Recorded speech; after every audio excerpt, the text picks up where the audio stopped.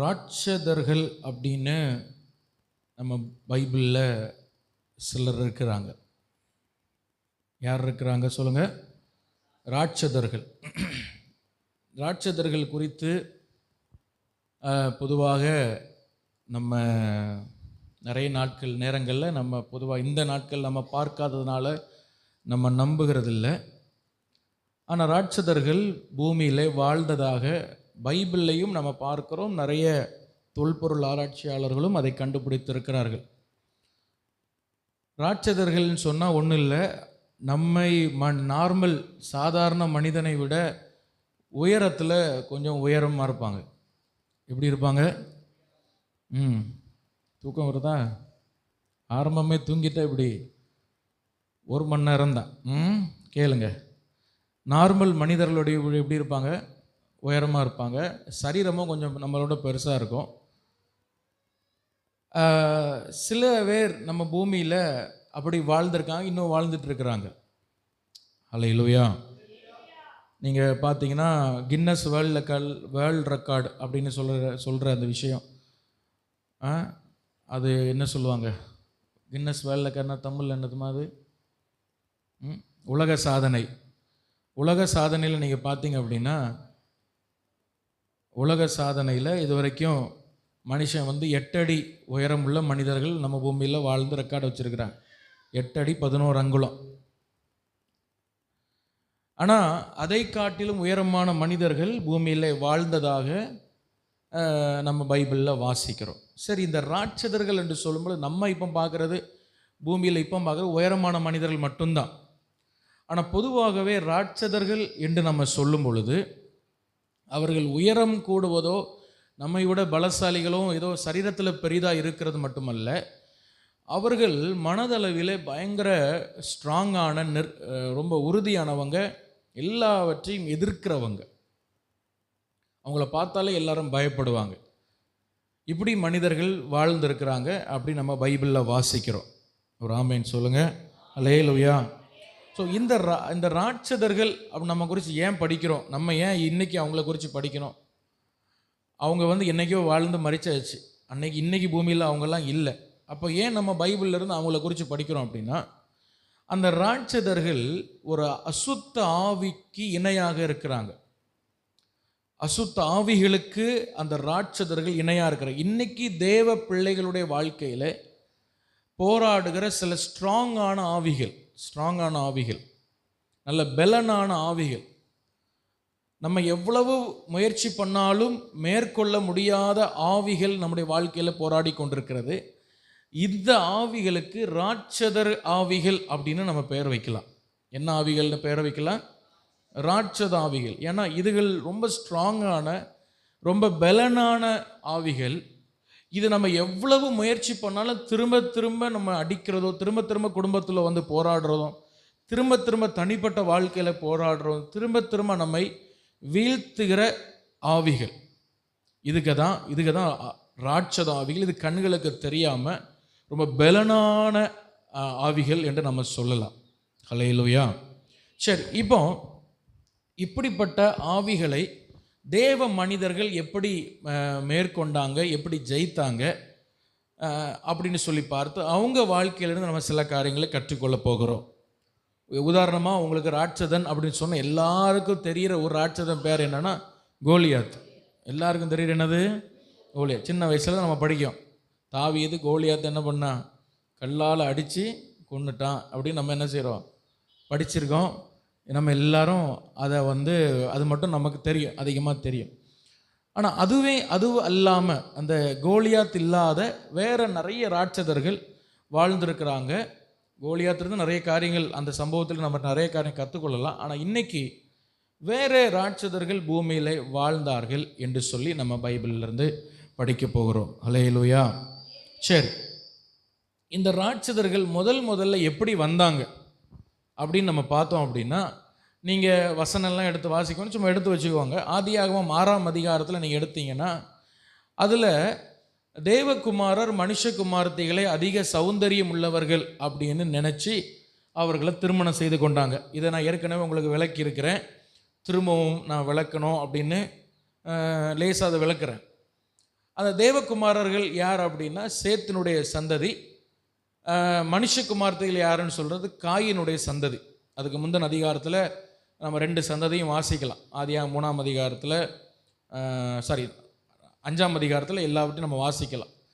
சரி, இன்னும் சில பேர் என்ன சொல்கிறாங்க, அது சேத்து குமாரர் கிடையாது, அது காயின் குமாரர் கிடையாது, விழுந்து போன தேவதூதர்கள் வந்து மனுஷரோடு அவங்க திருமண உறவை வச்சு அவங்க பிள்ளைகளை பெற்றாங்க அப்படின்னு சொல்கிறோம். சரி, எப்படியோ ஒன்று, நம்ம இப்போ அந்த இதுக்குள்ளே போக வேண்டாம். ஆனால் ஒரே ஒரு விஷயம் மட்டும் நமக்கு நல்லா புரியுது, தேவ சித்தம் இல்லாத ஒரு திருமணம். என்ன திருமணம் சொல்லுங்கள்? தேவ சித்தம் இல்லாத ஒரு இணைப்பு, தேவ சித்தம் இல்லாத ஒரு திருமணம் நடக்கும் பொழுது அந்த பிள்ளைகள் ராட்சத பிள்ளைகளாய் பிறந்தார்களாம். பிறக்கும்போது நார்மல் சைஸில் தான் பிறக்கும், எல்லா பிள்ளைகளும் பிறக்கிற மாதிரி நார்மல் சைஸில் பிறக்கும். ஆனால் இந்த பிள்ளைகள் வளரும்போது கிடுக்கிடு கிடுக்கிடுன்னு உயரமாக வளரும். ஒரு 10-13 வயசுலேயே அப்பாவோட உயரமாக வளர்ந்துடும். அதுபோல் சரீரமும் பயங்கர பெருசாக இருக்கும், குணமும் முரட்டாட்டமான குணமாக மாறிடும். இப்படி ராட்சதர்கள் பூமியில் அந்த நாட்களில் இருந்தாங்க. ஹல்லேலூயா. இப்படி தான் ராட்சதர்கள் முதல்ல பூமிக்குள்ளே என்ன செய்தது, வந்தது. தேவ சித்தம் இல்லாத, இல்லைன்னா தேவ பிரியம் இல்லாத திருமணம் நடக்கும் பொழுது. ஹல்லேலூயா. ஸோ ராட்சதர்கள் முதல் எப்படி வந்தாங்க சொல்லுங்க? என்ன இவ்வளோ நேரம் கேட்டுட்டு தலையை எப்படி ஆட்டினா எப்படி? ராட்சதர்கள் எப்படி பூமிக்குள்ளே வந்தாங்க? முதல்ல தேவ சித்தம் இல்லாத திருமணம் மூலமாக. புரிஞ்சுட்டா? ஏன்னா உங்களுக்கு திரும்ப நீங்கள் சொல்லும் பொழுது உங்கள் மனதில் பதியும். அதுக்கு தான் திரும்ப சொல்லுங்கள், தேவ சித்தம் இல்லாத திருமணம். அதாவது ஆண்டவர் இப்படி தான் திருமணம் செய்யணும், இவங்கள தான் திருமணம் செய்யணும் அப்படின்னு ஆண்டவர் வைக்கும் பொழுது, அது இல்லாத வேறொரு திருமணம் செய்யும் பொழுது அது அவர்களை பாதிக்கலை, அது எங்கே பாதிச்சது? பிள்ளைகளை சந்ததியை பாதிச்சு. அந்த பிள்ளைகள் வளர்ந்து ராட்சத உருவத்திலையும் சைஸ்லையும் வெயிட்டிலையும் குணத்திலையும் சிந்தையிலும் ராட்சதர்களாக இருந்தாங்க. கீழ்ப்படிய மாட்டான், அடங்க மாட்டான், அடிப்பான், பிடிப்பான், எல்லாம் செய்கிற பிள்ளைகளாக இந்த பிள்ளைகளை அடக்க முடியாது. ஹல்லேலூயா. வாலிப பிள்ளைங்க நீங்கள் திருமணம் பண்ணும் பொழுது ஏன்டா அவனோன்ற வாலிப பிள்ளைகள் திருமணம் பண்ணும்போது நல்ல தேவ சித்தம் இருக்கா என்ன, நீ ஒரு 10 நாள் ஃபாஸ்டிங் இருந்து, இல்லை ஒரு 20 நாள் ஃபாஸ்டிங் இருந்து, இல்லை முடிஞ்சால் 40 நாளாக ஃபாஸ்டிங் இருந்து, தேவன் சொன்னால் மட்டும் கெட்டு, இல்லை கடைசி வரை தனியாகவே இருந்துட்டு போயிரு, சந்தோஷமாக இருப்பேன். ஹல்லேலூயா. ஆமாம், ஆண்டவருக்கு காட்டாத ஒன்றை கெட்டி ராட்சத பிள்ளையை பெற்று அவளும் ராட்சசியாக இருப்பான், நீயும் ராட்சத பிள்ளைகிட்ட கிடந்து மண்டை உருட்டுறதுக்கு கடைசி வரை தனியாகவே இருந்துடலாம், பிரச்சனையே இல்லை. ஹல்லேலூயா. அது மாதிரி பொம்பளை பிள்ளைகளுக்கும் அப்படி தான். தெய்வம் காட்டாத வரைக்கும் நான் கட்ட மாட்டேன்னு உறுதியாக இருக்கணும். தெய்வம் சொல்கிறது தான். ஹல்லேலூயா. திருமண விஷயத்தில் யாரையும் பிரியப்படுத்தக்கூடாது, யாரையும் நம்ம எந்த விஷயத்தையும் இது பண்ணக்கூடாது. ஆண்டவர் சொல்கிறாரா அது ஒன்று மட்டும்தான், வேறு எதையும் யோசிக்கக்கூடாது. வேறு எதையா நம்ம எக்ஸ்ட்ரா யோசித்தோம் அவ்வளோதான். நல்லா படிச்சிருக்கு, நல்ல வேலை இருக்குது, பிற்காலத்தில் வேலை செய்வா அப்படின்னு நீங்கள் கல்யாணம் பண்ணினா கல்யாணம் பண்ணி அடுத்த நாளே வேலை போயிடும். இப்படி நிறைய நாங்கள் பார்த்துருக்கோம். ஹல்லேலூயா. எதுக்கு கல்யாணம்? அவள் நர்ஸாக இருக்கா டாக்டர் பாஸ்டர், சரி கெட்டு, அப்புறம் அவள் அடுத்த நாளே வேலை போயிடும். அப்புறம் வீட்டில் இருந்தால் இவனுக்கு தான் ஊசி போடுவா. அப்போ இப்படியெல்லாம் கெட்டுறது, இதெல்லாம் தெய்வம் சொல்கிறாரா அதுதான். ஸோ இப்படி தான் ராட்சதர்கள் பூமியில் என்ன செஞ்சாங்க, முதல்ல வந்தாங்க. சரி, இஸ்ரவேல் ஜனங்கள் கானான், இப்போ நல்லா கவனிங்க, என்ன கவனிங்க. இஸ்ரவேல் ஜனங்கள் ராட்சதர்கள் எப்படி வந்தாங்க உங்களுக்கு புரிஞ்சுட்டு, இஸ்ரவேல் ஜனங்கள் கானான் தேசத்துக்குள்ளே போகிறாங்க. என்ன பண்ணுறாங்க? கானானுக்குள்ளே போகிறோம். ஆண்டவர் எகிப்திலேருந்தே என்ன சொல்லி கூட்டிகிட்டு வந்தார்? உனக்கு பாலும் தேனும் ஓடுற தேசத்தை வச்சிருக்கப்பான்னு. இவர்கள் ரொம்ப ஆசையாக ஓடி வாரான். ஒரு பக்கெட்டில் பாலும் இன்னொரு பக்கெட்டில் தேனும் கோரியர்லாம் போன உடனேன்னு குசியாக ஓடி வாரான். ஆனால் இவன் உள்ளே என்ட்ரு பண்ணி அந்த கானான் தேசத்துக்குள்ளே என்ட்ரு பண்ணி எட்டி பார்க்குறான், வேவு பார்க்குறதா உள்ளே போகிறான். இவன் தலையில் இடியே உழுது. இவன் தலையில் என்ன உழுது? இடி உழுது. ஏன்னா அங்கே ராட்சத சந்ததிகள் உட்கார்ந்துருக்கு. பார்க்க உருவத்திலையும் சைஸ்லையும் இவன் 5.5 அடினா அது 8 அடி, 9 அடி, 10 அடி, 11 அடி உயரத்தில் ஒருத்தன் நடந்துட்டு இருக்கான். அங்கே எங்கேயும் ராட்சத சந்ததிகள் அங்கே இருந்தாங்களா. அவங்க ஏனாக்கின் சந்ததிகள் பைபிள் சொல்லு. ஹல்லேலூயா. இவனுக்கு கை காலெல்லாம் நடுங்கி போச்சு. நம்ம ஒரு சாதாரண மனிதர்களோடு யுத்தம் பண்ணி இந்த தேசத்தை பிடிக்கலாம் அப்படின்னு பார்த்தா இங்கே யார் உட்கார்ந்துருக்கா? ராட்சதம் வந்து உட்கார்ந்துருக்கிறானேன்னு சொல்லி இவர்கள் பயந்தார்கள். கானான் தேசத்தில் நிறைய ராட்சதர்கள் இருந்தார்கள். ஹல்லேலூயா. சரி, இன்னைக்கு 2 முக்கியமான ராட்சத சந்ததி. சத்தமா சொல்லுங்க, எத்தனை ராட்சத சந்ததி சொல்லுங்க? 2. நிறைய சந்ததி இருக்கு பைபிளில். நீங்கள் படிச்சிங்கன்னா நிறைய படிக்கலாம். பைபிள் ஸ்டடி மாதிரி எடுத்தோன்னு வைங்களேன், சூப்பராக இருக்கும். இந்த ராட்சதர்கள் குறித்து படி இன்ட்ரெஸ்டாக இருக்கும். ஆனால் 2 முக்கியமான ராட்சத சந்ததிகள் எப்படி தேவ பிள்ளைகள் அவர்களை ஜெயித்தார்கள் என்று சொல்லி நம்ம பார்த்து நம்ம இது பண்ண போகிறோம். ஹல்லேலூயா. சரி, இந்த ராட்சத சந்ததிகள் எங்கே வர்றாங்கன்னு முதல்ல நம்ம பார்த்தோம் அப்படின்னா, ஆதியாகமம் புஸ்தகம் எடுங்க, 15ஆம் அதிகாரம் எடுங்க. ஆதியாகமம் புஸ்தகம். முதல்ல இது உங்களுக்கு புரியாது, ராட்சதர்கள் அப்படின்ற வார்த்தைலாம் அதில் வராது. ஆனாலும் நீங்கள் அதை என்ன செய்யணும், மனதில் பதித்து கொள்ளுங்க. ஆதியாகமம் 15ஆம் அதிகாரம் 4ஆம் வசனத்தில் நீங்கள் 4ஆம் வசனத்தில் இல்லை 5ஆம் வசனத்தில் நீங்கள் வாசிக்கும் பொழுது, ஆதியாகமம் 14:5 14:5 14ஆம் வருஷத்திலேயே கேதர்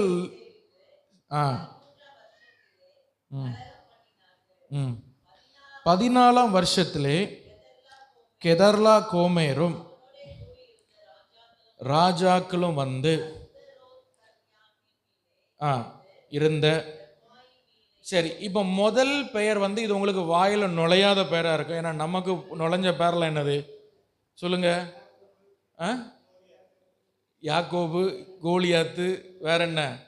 சாமுவேலு, எஸ்தரு, ஆபிரகாம், வேற என்ன? இங்கே நிறைய பேர் வர்றதுன்னு அப்படின்னு இருக்கோம். இதான் நமக்கு வாயில் நுழையும். இப்போ நுழையாத பெயர் நம்ம சொல்ல போகிறோம். நுழையாத பேர் சொல்ல போகிறோம். இது நல்லா கவனிங்க, உங்கள் வாழ்க்கைக்கு ரொம்ப பிரயோஜனமாக இருக்கும். நீங்கள் வந்து ஏதோ ஒன்று பேசுகிறாங்கன்னு நினைக்கக்கூடாது.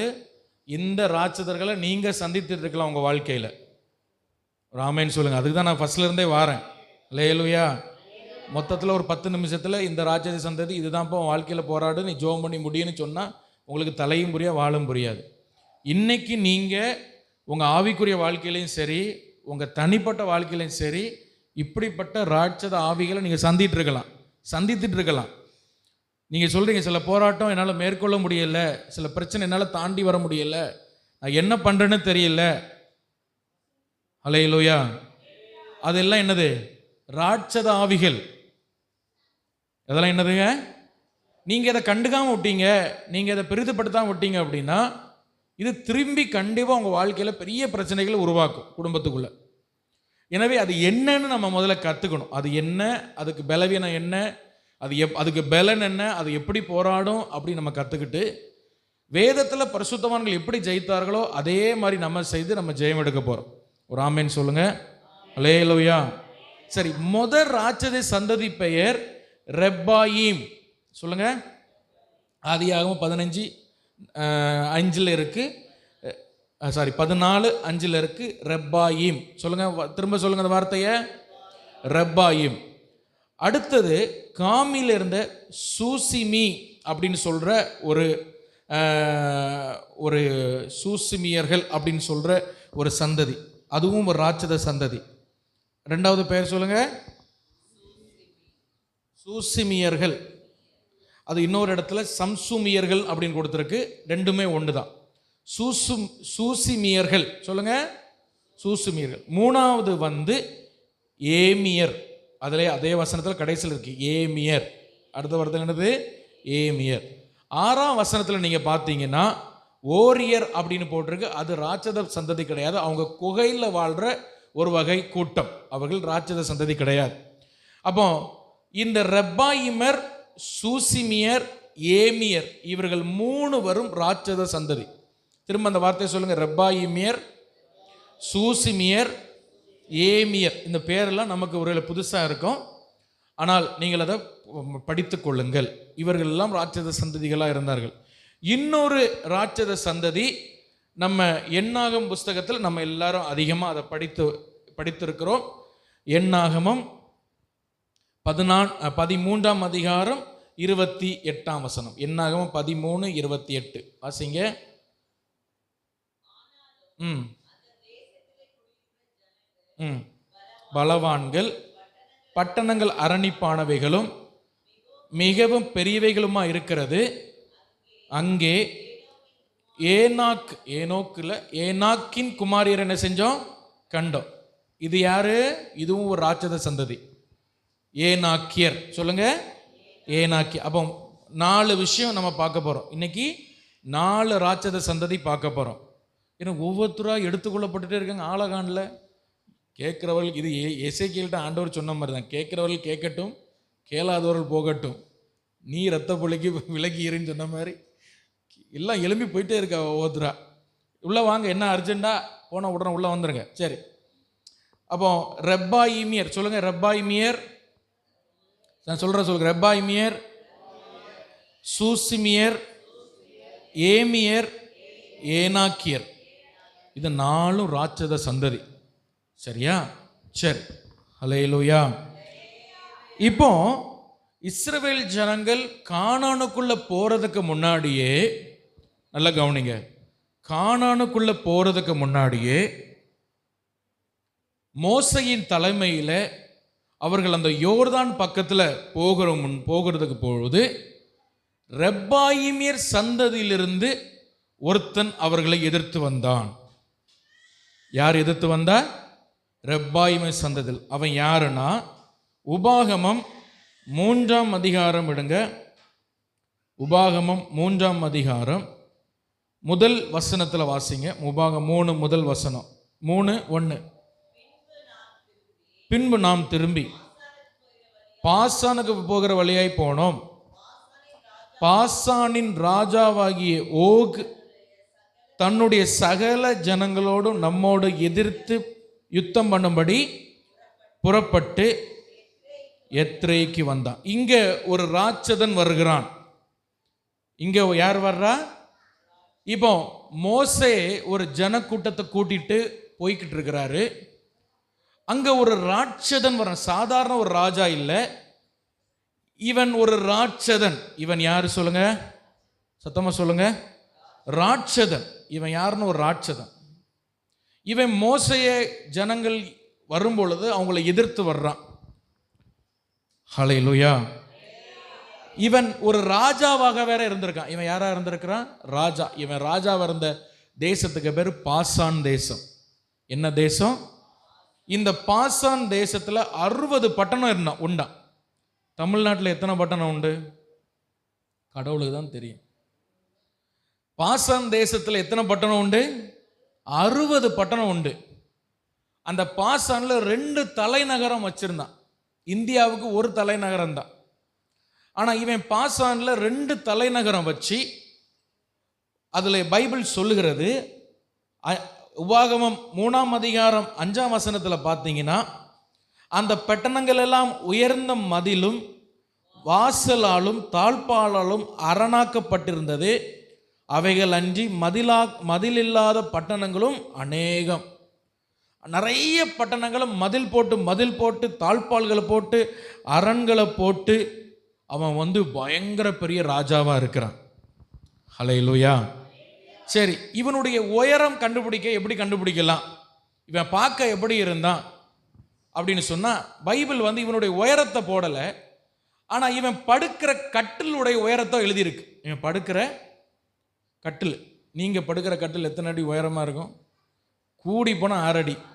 கூடி போனா 6 அடி. யாருக்கா வீட்டில் 7 அடி கட்டில் இருக்கா? இல்லை. ஏன்னா நமக்கு அவசியப்படாது. காரணம், நம்ம எல்லாம் 5.5 அடி, 5.25, சில பேர் 4 அப்படி போகுது.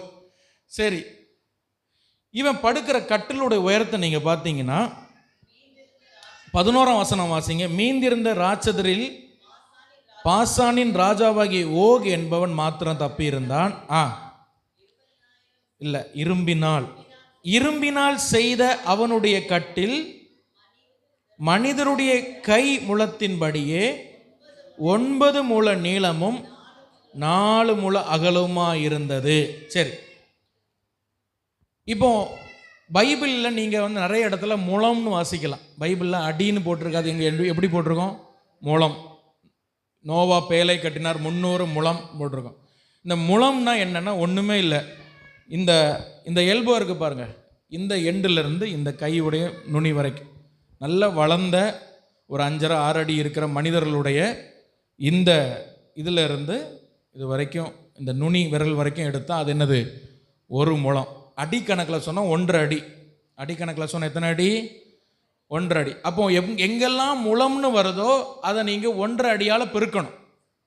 பைபிளில் நீங்கள் எங்கெல்லாம் முழம்னு படிக்கிறீங்களோ எப்படி பிறக்கணும்? உடனே நீங்கள் அதெல்லாம் கவலை, என்ன முழம்னு போட்டிருக்கு அப்படின்னு. 300 முழம்னா 300 × 1.5ன்னு போட்டுடணும். கால்குலேட்டர் போட்டு அடித்து பார்த்தீங்கன்னா அந்த முழத்தை கண்டுபிடிச்சிடலாம். இப்போ இவன் எத்தனை அடி? 9 முழம். அப்போ 9 × 1.5 போட்டிங்கன்னா கிட்டத்தட்ட 13 அடி நீளம். இவன் உயரம் எத்தனை உயரம்? 13 அடின்னா நான் நினைக்கிறேன் அந்த சீலிங்காக தலை தட்டும், அப்படி தானே? மேக்ஸிமம் தட்ட வாய்ப்பு இருக்குது. இப்போ இந்த ஃபேன் வர 7 அடி இருக்குமா? இருக்கும். நம்ம 5.5, அது 7 7.5, 13னா பார்த்துடுங்க. சரி, இவன் உடம்பு சைஸ் எவ்வளோன்னு பார்ப்போமா? இவன் கட்டிலுடைய அகலம் எவ்வளோ? 4 முழம். அப்போ 4 × 1.5 போட்டிங்கன்னா 6 அடி. இந்த சைஸ், இந்த சைடு எவ்வளோ? 6 அடி. உயரம் 13 அடி. இப்படி ஒரு ஆளை, இவன் யாருன்னா சாதாரண ஆளுங்க கிடையாது. இவன் கையில் அதிகாரம், இவன் ஒரு ராஜா. அல்லேலூயா. புரியுது? எத்தனை பேருக்கு புரியுது? இது ஒரு அசுத்த ஆவியாகும். ஆக்சுவலாக அநேகருடைய வாழ்க்கை விரோதமாக போராடுற ஓகு ஆவிகள். அதுதான் இப்படி நம்ம ஜெயிக்கணும்னு பேசிட்டு இருக்கிறேன். அல்லேலூயா. 13 அடி உயரம், 6 அடி அகலம் உள்ள ஒரு மனுஷன் வர்றான் மோசேக்கு எதிராக. அல்லேலூயா.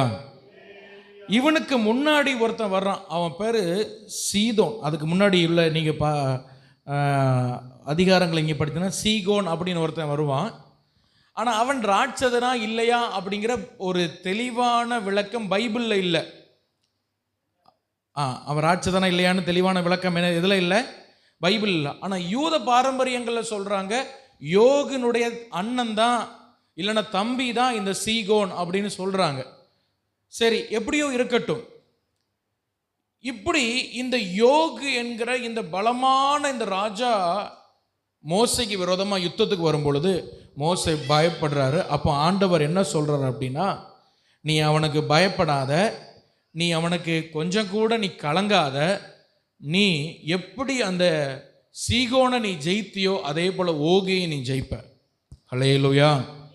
சீகோனை எப்படி ஜெயம் எடுத்தியோ அதே போல ஓகையும் நீ ஜெயிப்பன்னு சொல்லி ஆண்டவர் மோசையை தைரியப்படுத்தினார். பைபிள் சொல்லுது, அந்த ராட்சத சந்ததியில் கடைசி ஆளாக இருந்தவன் இந்த ஓக். அல்லேலூயா. உபாகமம் 3:11 திரும்பவும் நான் வாசிக்கிறோம். மீந்திருந்த ராட்சத சந்ததியில், அந்த ரெபாயுமின் சந்ததியில் இருந்த கடைசி ராட்சசன் யாரு?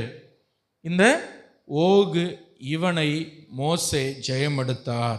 மோசையின் மூலமாக அந்த இஸ்ரவேல் ஜனங்கள் மோசையின் தலைமையில் அவனை முழுவதுமாக வீழ்த்தினார்கள். ஒரு ஆமேன் சொல்லுங்க. அல்லேலூயா.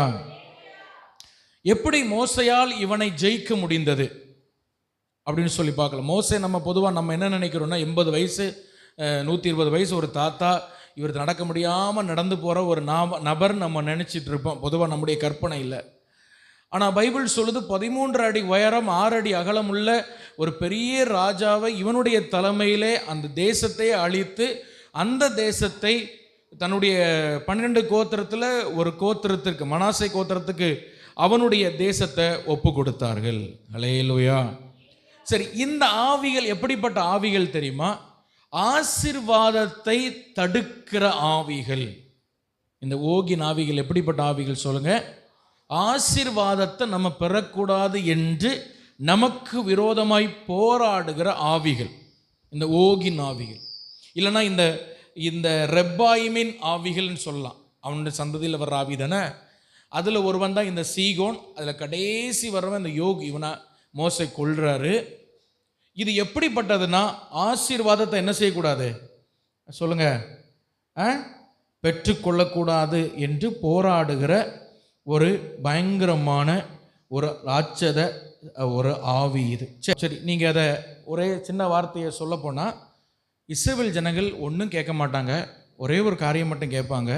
இந்த ஓகிட்ட இல்லைன்னா இந்த சீகோன், இந்த ரெப்பாயிமின் இந்த சந்ததிகிட்ட கேட்பாங்க, உங்கள் பட்டணம் வழியாக நாங்கள் கடந்து வர்றோம், உங்கள் பட்டணம் வழியாக நாங்கள் கிராஸ் பண்ணி வருவோம், உங்கள் தண்ணியை கூட நாங்கள் குடிக்க மாட்டோம், உங்கள் பட்டணத்தில் எதையும் நாங்கள் தொட மாட்டோம், அந்த ராஜ பாதைன்னு சொல்கிற அந்த பாதையில் மட்டும் நாங்கள் நடந்து வரோம், எங்களுக்கு பெர்மிஷன் தாங்க அப்படின்னு மோசே கேட்கும் பொழுது, இவர்கள் அந்த பட்டணத்தை நீங்கள் பிடிக்கக்கூடாது, வரக்கூடாது, உள்ளே வரக்கூடாதுன்னு சொல்லி தடுக்கிற ஆவிகள். ஹல்லேலூயா.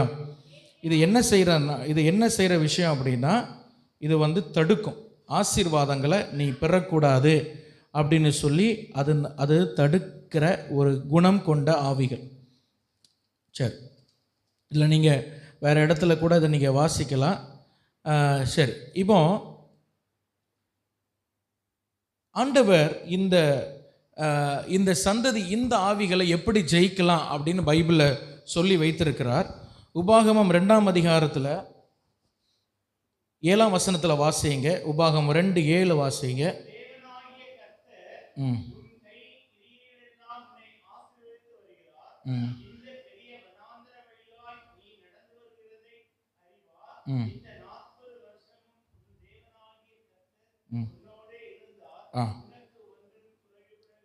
உனக்கு ஒன்றும் குறைவுபடவில்லை என்று சொல் அப்படின்னு ஆண்டவர் அதில் சொல்கிறத நம்ம பார்க்குறோம். சரி, நீங்கள் என்னாகமம் 21 அதை பார்க்கலாம். என்னாகமம் 21:33 நீங்கள் வாசிங்க. என்னாகமம் 21:33 அதில் தான் அந்த ஓக் என்பவன்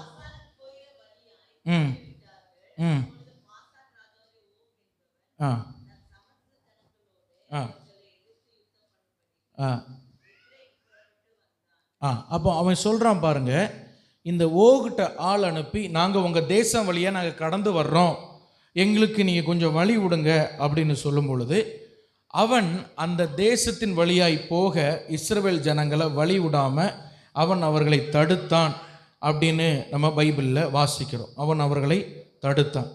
இவன் எப்படிப்பட்டவன் சொன்னால், இவன் இந்த ஓக் என்பவன் மிகுந்த ஆசீர்வாதமான இடத்தெல்லாம் இவன் பிடிச்சி வச்சுக்கிட்டான்.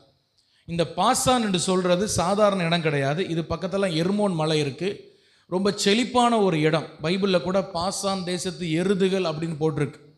அவ்வளவு செழிப்பான ஒரு இடத்தை இவன் தன்னுடைய கைவசம் வைத்து கொண்டு, அதுக்குள்ளே யாரும் வந்துடக்கூடாது, அந்த ஆசீர்வாதத்துக்குள்ளே யாரும் வந்துடக்கூடாது, யாரும் அதை பெற்றக்கூடாதுன்னு சொல்லி ரொம்ப ரொம்ப பயங்கரமாய் போராடுகிற ஒரு மனுஷன்.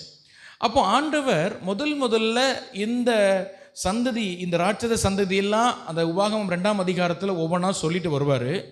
சொல்கிறதுக்கு முன்னாடி இஸ்ரவேல் ஜனங்கள்கிட்ட ஒரே ஒரு வார்த்தை சொல்வார், சில பட்டணங்கள் உனக்கு நான் தரமாட்டேன். அல்லேலூயா, ஒரு ஆமேன் சொல்லுங்கள். எத்தனை பேர் நான் இவ்வளோ சொல்கிறது புரியுது? சில பட்டணம் நான் உனக்கு என்ன செய்ய மாட்டேன், தரமாட்டேன். அதில் ஒரு பட்டணம் தான் இந்த ஏசாவின் சந்ததியில் இருக்கிற ஏசாவின் புத்திரருக்கு நான் கொடுத்த ஒரு பட்டணம் அப்படின்னு சொல்லி உபாகமம் 2ஆம் அதிகாரத்தில் ஒரு பட்டணத்தை குறித்து ஆண்டவர் சொல்வார். அதை நீங்கள் வாசிக்கலாம். நீங்கள் உபாகமம் 2:5 நீ அவர்களுக்கு போர் செய்ய வேண்டாம், ஒரு அடி நிலம் கூட நான் அதை தரமாட்டேன், சேயீர் மலை நாட்டை நான் ஏசாவுக்கு கொடுத்தேன் அப்படின்னு ஆண்டவர் சொல்கிறார். அல்லேலூயா. சரி, இப்போ நல்லா கவனிங்க. இப்போ நீங்கள் பைபிள் எதுவும் வாசிக்கணும், கவனிங்க. இஸ்ரவேல் ஜனங்கள் அப்படியே நடந்து போயிட்டே இருக்கிறாங்க. அப்போ ஆண்டவர் சொல்கிறாரு, இந்த பட்டணம் உனக்கு தருவேன், இது நான் உனக்கு தரமாட்டேன். அப்படி சில பட்டணங்களை ஆண்டவர் வச்சிருக்கிறார். அப்படியே வரும்பொழுது இவங்க சேயீர் மலை நாட்டை பார்க்குறாங்க, ரொம்ப நல்லா இருக்குது, அது ஆண்டவர் தருவாரான்னு பார்க்கும்பொழுது ஆண்டவர் சொல்கிறார், அது தரமாட்டேன், அது ஏசாவுக்கு நான் கொடுத்தேன். அது யாருக்கு கொடுத்தேன்? ஏசாவுக்கு கொடுத்தேன். அல்லேலூயா. ஏசான்னு சொல்லும்போது பைபிளில் ஃபுல்லாக நம்ம படிக்கிறது அவன் ஒரு நெகட்டிவான கேரக்டர் தான். ஏசான்னு சொல்லும்போது எப்படி, பைபிளில் ஒரு இடத்துல கூட ஏசாவை போல் இராதீர்கள் அப்படின்னு தான் பைபிள் சொல்லுது. ஆனால் அந்த ஏசாவை இடத்துல நல்ல விஷயங்களை கற்றுக்கொள்ளலாம், நிறைய நல்ல விஷயங்கள் ஏசாவை இடத்துல கற்றுக்கொள்ளலாம். அநேக ஆவிக்குரியவர்கள் என்று சொல்கிறவர்கள்கிட்ட இல்லாத நிறைய விஷயங்கள் ஏசாட்ட இருக்குது. அதில் ஒன்று தெரியுமா? மன்னிக்கிற சுபாவம். அதில் ஒன்று என்ன, அவன் தம்பியை அவன் மன்னிச்சான். அல்லேலூயா. நிறைய ஆவிக்குரியவர்கள் இன்னும் நம்மளால் மன்னிக்க முடியாது.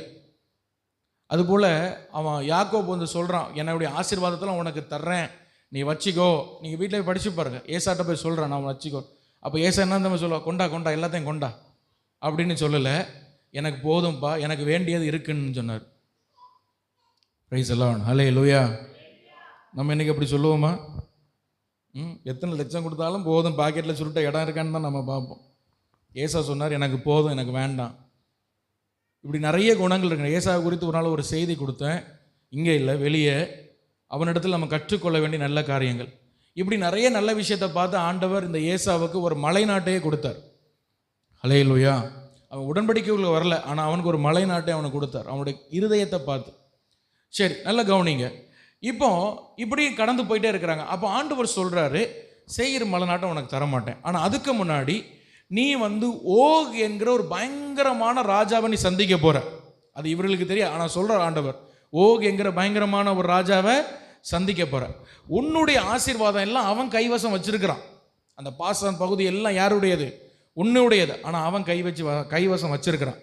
நீ அதை பெற்றுக்கொள்ளணும்னா முதல்ல நீ திருத்த வேண்டியது என்னன்னா, உன் வாயை அப்படின்னு ஆண்டவர் சொல்றார். அதுதான் நம்ம அதில் வாசிச்சோம்.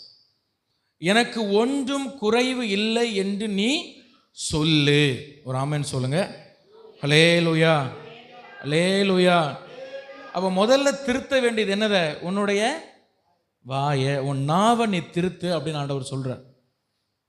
ஏன்னா இந்த ஜனங்கள் 40 வருஷமா இவர்களுக்கு ஆசீர்வாதம் கிடைக்கல. இஸ்ரவேல் ஜனங்களுக்கு 40 வருஷம் என்ன கிடைக்கல? ஆசீர்வாதம் கிடைக்கல. காரணம் என்ன தெரியுமா? ஒன்னே இல்லை, ஒன்னே ஒன்று தான். மூக்கு கீழே ஒன்று இருக்குது, அதுதான் அவங்களுக்கு பிரச்சனை. அவங்க வாய், அவங்க வாய் சரி கிடையாது. நீங்கள் இஸ்ரவேல் ஜனங்களுடைய சரித்திரத்தை படித்து பாருங்க, அவங்க வாய் சரி கிடையாது. ஹல்லேலூயா. இன்னைக்கு நிறைய நேரங்களில் நம்ம ஆசீர்வாதத்தை இழக்கிறோம். என்னன்னா, சாத்தான் கூட காரணம் கிடையாது, நமக்கு பெரிய சத்ருவாக இருக்கிறதே நம்ம மூக்கு கீழே ஒன்று இருக்கிறதான் வாய். எப்போ பார்த்தாலும் நடக்காது, வராது, முடியாது, செய்யாத, இப்படியே பேசி பேசி பேசி பேசி நம்ம பழகிட்டோம். நான் வந்து மோட்டிவேஷன் ஸ்பீக்கர் அப்படி பேச வரல, நெகட்டிவ் பாசிட்டிவாக யோசிங்க அப்படி பேச வரல. நல்லா கவனிங்க. கர்த்தர் நமக்கு வேண்டிய எல்லா நன்மைகளையும் ஆசீர்வாதங்களையும் அவர் ஏற்கனவே ஆயத்தம் பண்ணி வச்சிருக்கிறார். இதை எத்தனை பேர் நம்புறீங்க? முதல்ல அவர் ஆமேன்னு சொல்லுங்க, ஹல்லேலூயா சொல்லுங்க. அப்போ எல்லாரும் நம்புறீங்க, அப்படி தானே? யாருக்குமே சந்தேகம் இல்லை.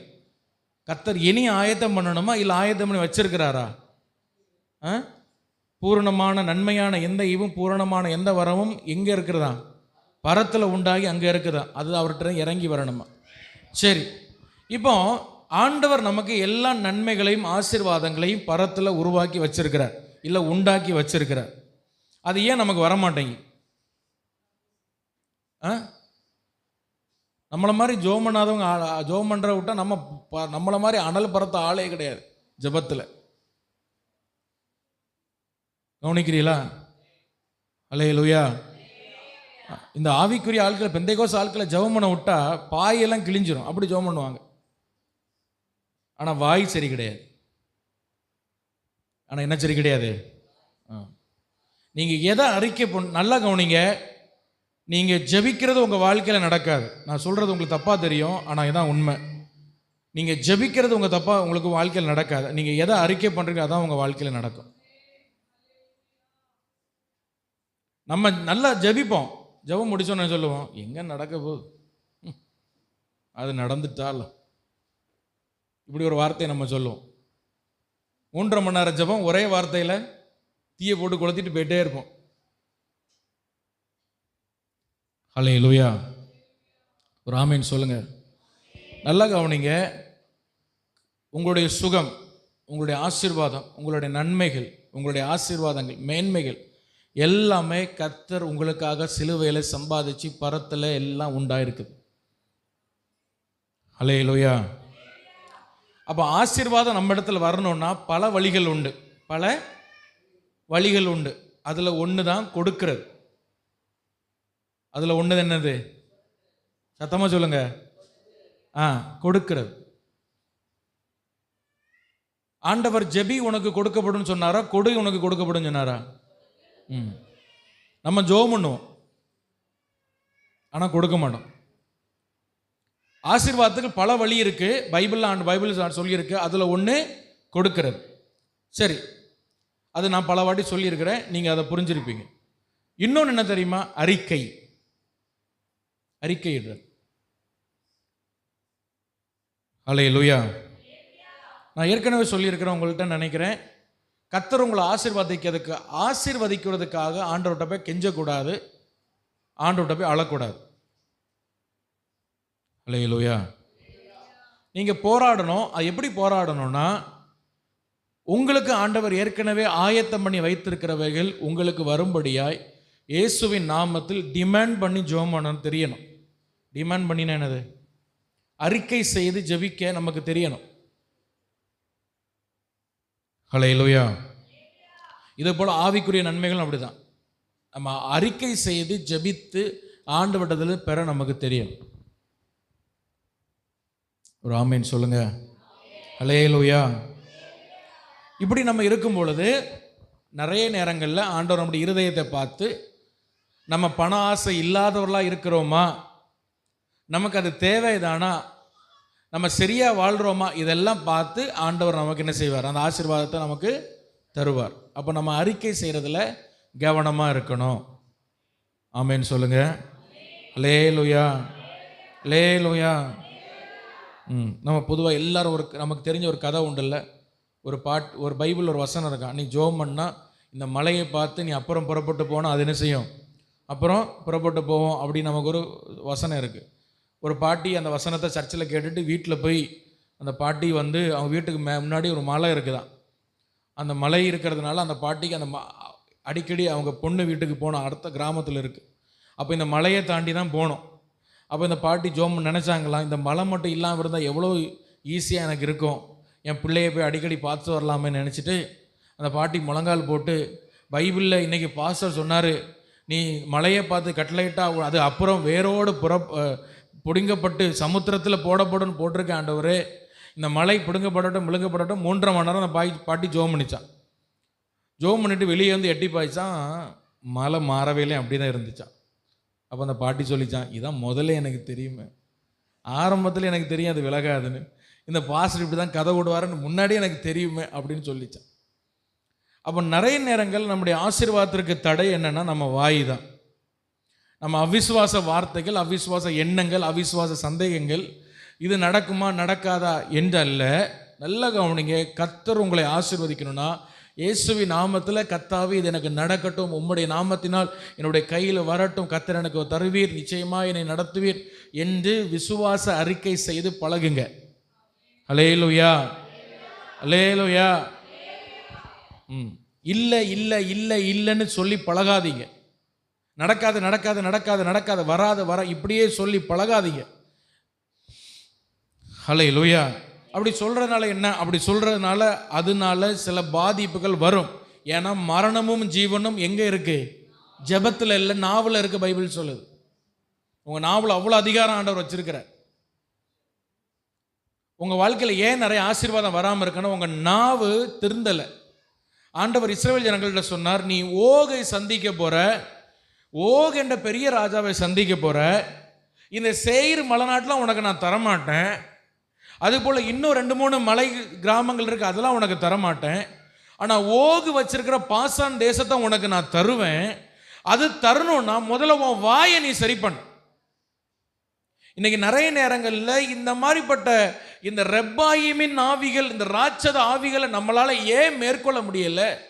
நம்முடைய அநேக ஆசீர்வாதங்கள் அவைகளுடைய கட்டுப்பாட்டில் இருக்கிறது. காரணம் என்னன்னா நம்முடைய வாயின் அறிக்கையும் இருதயத்தின் விசுவாசமும் சரியில்லை. ஹல்லேலூயா. சரிங்க, நல்லா கவனிங்க. இயேசு இந்த உலகத்தில் மனுஷனாய் பிறந்து ரத்தம் சிந்தி மரித்தார். நம்ம எல்லாம் விசுவாசிக்கிறோம். உயிரோடு எழுந்தார். எதுக்கு அவர் இப்படி செய்தார் சொல்லுங்க? என்ன வச்சா எதுக்குங்க இயேசு சிலுவையில் மரிச்சாருன்னா அப்படி உட்கார்ந்துருக்கிறே? ஒரே வார்த்தையில் சொன்னால் நம்ம ரட்சிக்கப்பட, ஒரே வார்த்தையில் சொன்னால் நம்ம மனுஷர்கள் ரட்சிக்கப்படணும். இதுக்கு தான் அவர் என்ன செய்தார்? அவ்வளவு சிலுவையில் பாடுபட்டார், அவ்வளவு சிலுவையில் பாடுபட்டார். சரி, அவ்வளவு பாடுபட்ட இயேசு ரட்சிப்பை எவ்வளோ சிம்பிளாக்குனார் தெரியுமா? ரோமரில் வாசிக்கிறோம், ரட்சிப்புண்டாக இருதயத்தில் விசுவாசி, வாயினால் என்ன பண்ணுமா? அறிக்கை செய்யணுமா? அல்லேலூயா. இருதயத்தில் விசுவாசி வாயினால் அறிக்கை செஞ்சா அவ்வளவு பெரிய ரட்சிப்பு நமக்கு கிடைக்குதான். இயேசு எனக்காக சிலுவையில் மரித்தார் என்பது இருதயத்தில் ஆழத்தில் விசுவாசித்து, ஏசப்பா என் பாவத்தை மன்னி என் வாழ்க்கையில் ஒரு விடுதலை தாரும் என்று வாயினால் அறிக்கை செய்தால் அது ரட்சிப்பாக மாறுதான். அப்போ நாவில் எவ்வளோ அதிகாரம் இருக்குன்னு நீங்கள் பாருங்கள். அதனால தான் யாக்கோபு, நான் நினைக்கிறேன் 3ஆம் அதிகாரம் நினைக்கிறேன், நாவை பற்றி நிறைய எழுதியிருப்பார். நாவு ஒரு நெருப்புன்னு எழுதியிருப்பார். நாவை நீ காத்துக்கோ, நாவை நீ பத்திரமா பார்த்துக்கோ, இப்படி நாவை வச்சு ஆண்டவர் இவர் எழுதியிருப்பார். அல்லேலூயா.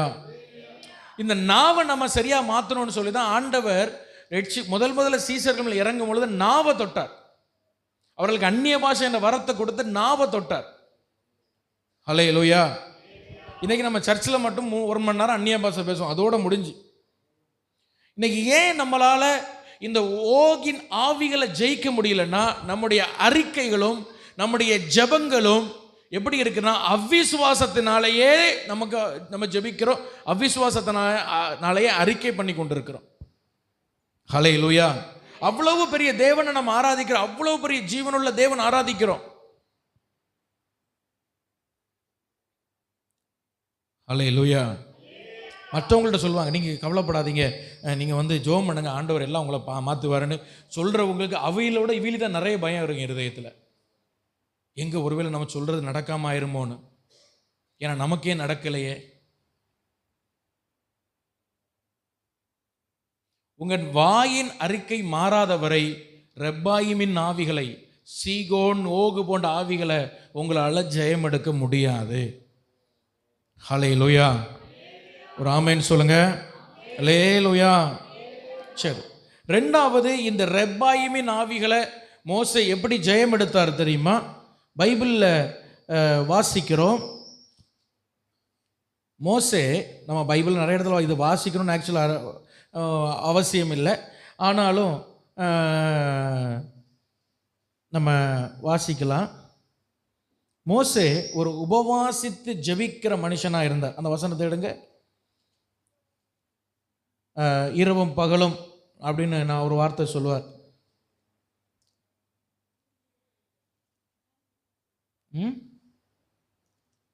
எடுங்க, அதை தெரியாதா? யாத்ராமத்தில் வருமா, உபாகமத்தில் வருமா? இது என்னன்னா 2-3 வசனங்களில் வாசித்தேன், நான் எழுத விட்டுட்டேன், அதனால். சரி, மோசே, அந்த வசனம் எடுத்தவங்க வாசிங்க. மோசே 2வது ஒரு உபவாசிக்கிற மனுஷனாக இருந்தார். ஒரு ஆமென் சொல்லுங்க. அல்லேலூயா. எப்படிப்பட்ட மனுஷனாக இருந்தார்? உபவாசிக்கிற மனுஷனாக இருந்தார். ஸோ இந்த மாதிரிப்பட்ட ஆவிகளை ஜெயிக்கணும்னா உங்கள் வாழ்க்கையில் உபவாசம் கண்டிப்பாக அவசியம். இந்த உபவாசத்துக்கு விரோதமாக நமக்கு பல காரியங்கள் நம்ம சொல்லுவோம். உபவாசம்னா அதுதான் இதுதான் பலது சொல்லுவோம். ஆனால் பைபிள் சொல்கிற மாதிரி நம்ம உபவாசித்து ஜெபித்தால்தான் இந்த ஓகின் ஆவிகள், இல்லைன்னா இந்த ரெப்பாயிமின் சந்ததியில் வருகிற இந்த ஆவிகளை நம்மளால் ஜெயிக்க முடியும். ஒரு ஆமென் சொல்லுங்க. ஹல்லேலூயா. அப்போ மோசே எப்படி ஜெயம் எடுத்தார்னா, 2வது, அவர் is a man of fasting. அவர் உபவாசித்து ஜெபிக்கிற ஒரு மனுஷனாக இருந்தார். வெறும் உபவாசம் மட்டுமல்ல, எப்படிப்பட்ட மனுஷனாக இருந்தார்? உபவாசித்து ஜெபிக்கிற மனுஷனாக இருந்தார். ஒரு நாளைக்கு 2 வேளையோ, இல்லைனா ஒரு 3 நாளோ, 5 நாளோ, 10 நாளோ, அதுக்கு மேலே நீங்கள் உபவாசம்னா ஆண்டவர் உங்களை நடத்தணும். சரியா? 10 நாள் மேலைக்கு இல்லைனா உங்களுக்கு உபவாசம் இருக்கணும் அப்படின்னா ஆண்டவர் உங்களை கண்டிப்பாக நடத்தாமல் இருக்காதீங்க. 21ஆம் நாள் உபவாசமும் 40 நாள் உபவாசமும் ஆண்டவர் உங்களை தெளிவாக நடத்தினா மட்டும் இருக்கணும். இல்லைன்னு என்ன செய்யக்கூடாது? இருக்கக்கூடாது. மற்றபடி 1 நாள் உபவாசம், 2 நாள் உபவாசம், 10 நாள் உபவாசம் வரைக்கும் நீங்கள் மனதின் தீர்மானம் பண்ணி நீங்கள் உங்கள் வாழ்க்கையின் சூழ்நிலையை பார்த்து நீங்கள் தாராளமாக உபவாசம் பண்ணலாம். ஆமென் சொல்லுங்கள். அல்லேலூயா. அப்போ மோசே, நீங்கள் பைபிளில் நிறைய இடத்துல வாசிக்கலாம். மோசே ஒரு வார்த்தை சொல்வார், நான் 40 நாள் இரவும் பகலும் தேவ சமூகத்தில் விழுந்து கிடந்தேன். தண்ணீர் புசிக்கவும் இல்லை, நான் குடிக்கவும் இல்லை, நான் சாப்பிடவும் இல்லை. ஹல்லேலூயா. நிறைய நேரங்களில் இந்த மோசையுடைய டெக்னிக்கை நிறைய பேர் ஃபாலோ பண்ணுவாங்க. என்னது ஃபாலோ பண்ணுவாங்க? தண்ணி குடிக்க மாட்டாங்க உபவாசம் பண்ணும் பொழுது. நான் மோசை மாதிரி என்ன செய்ய போகிறேன்?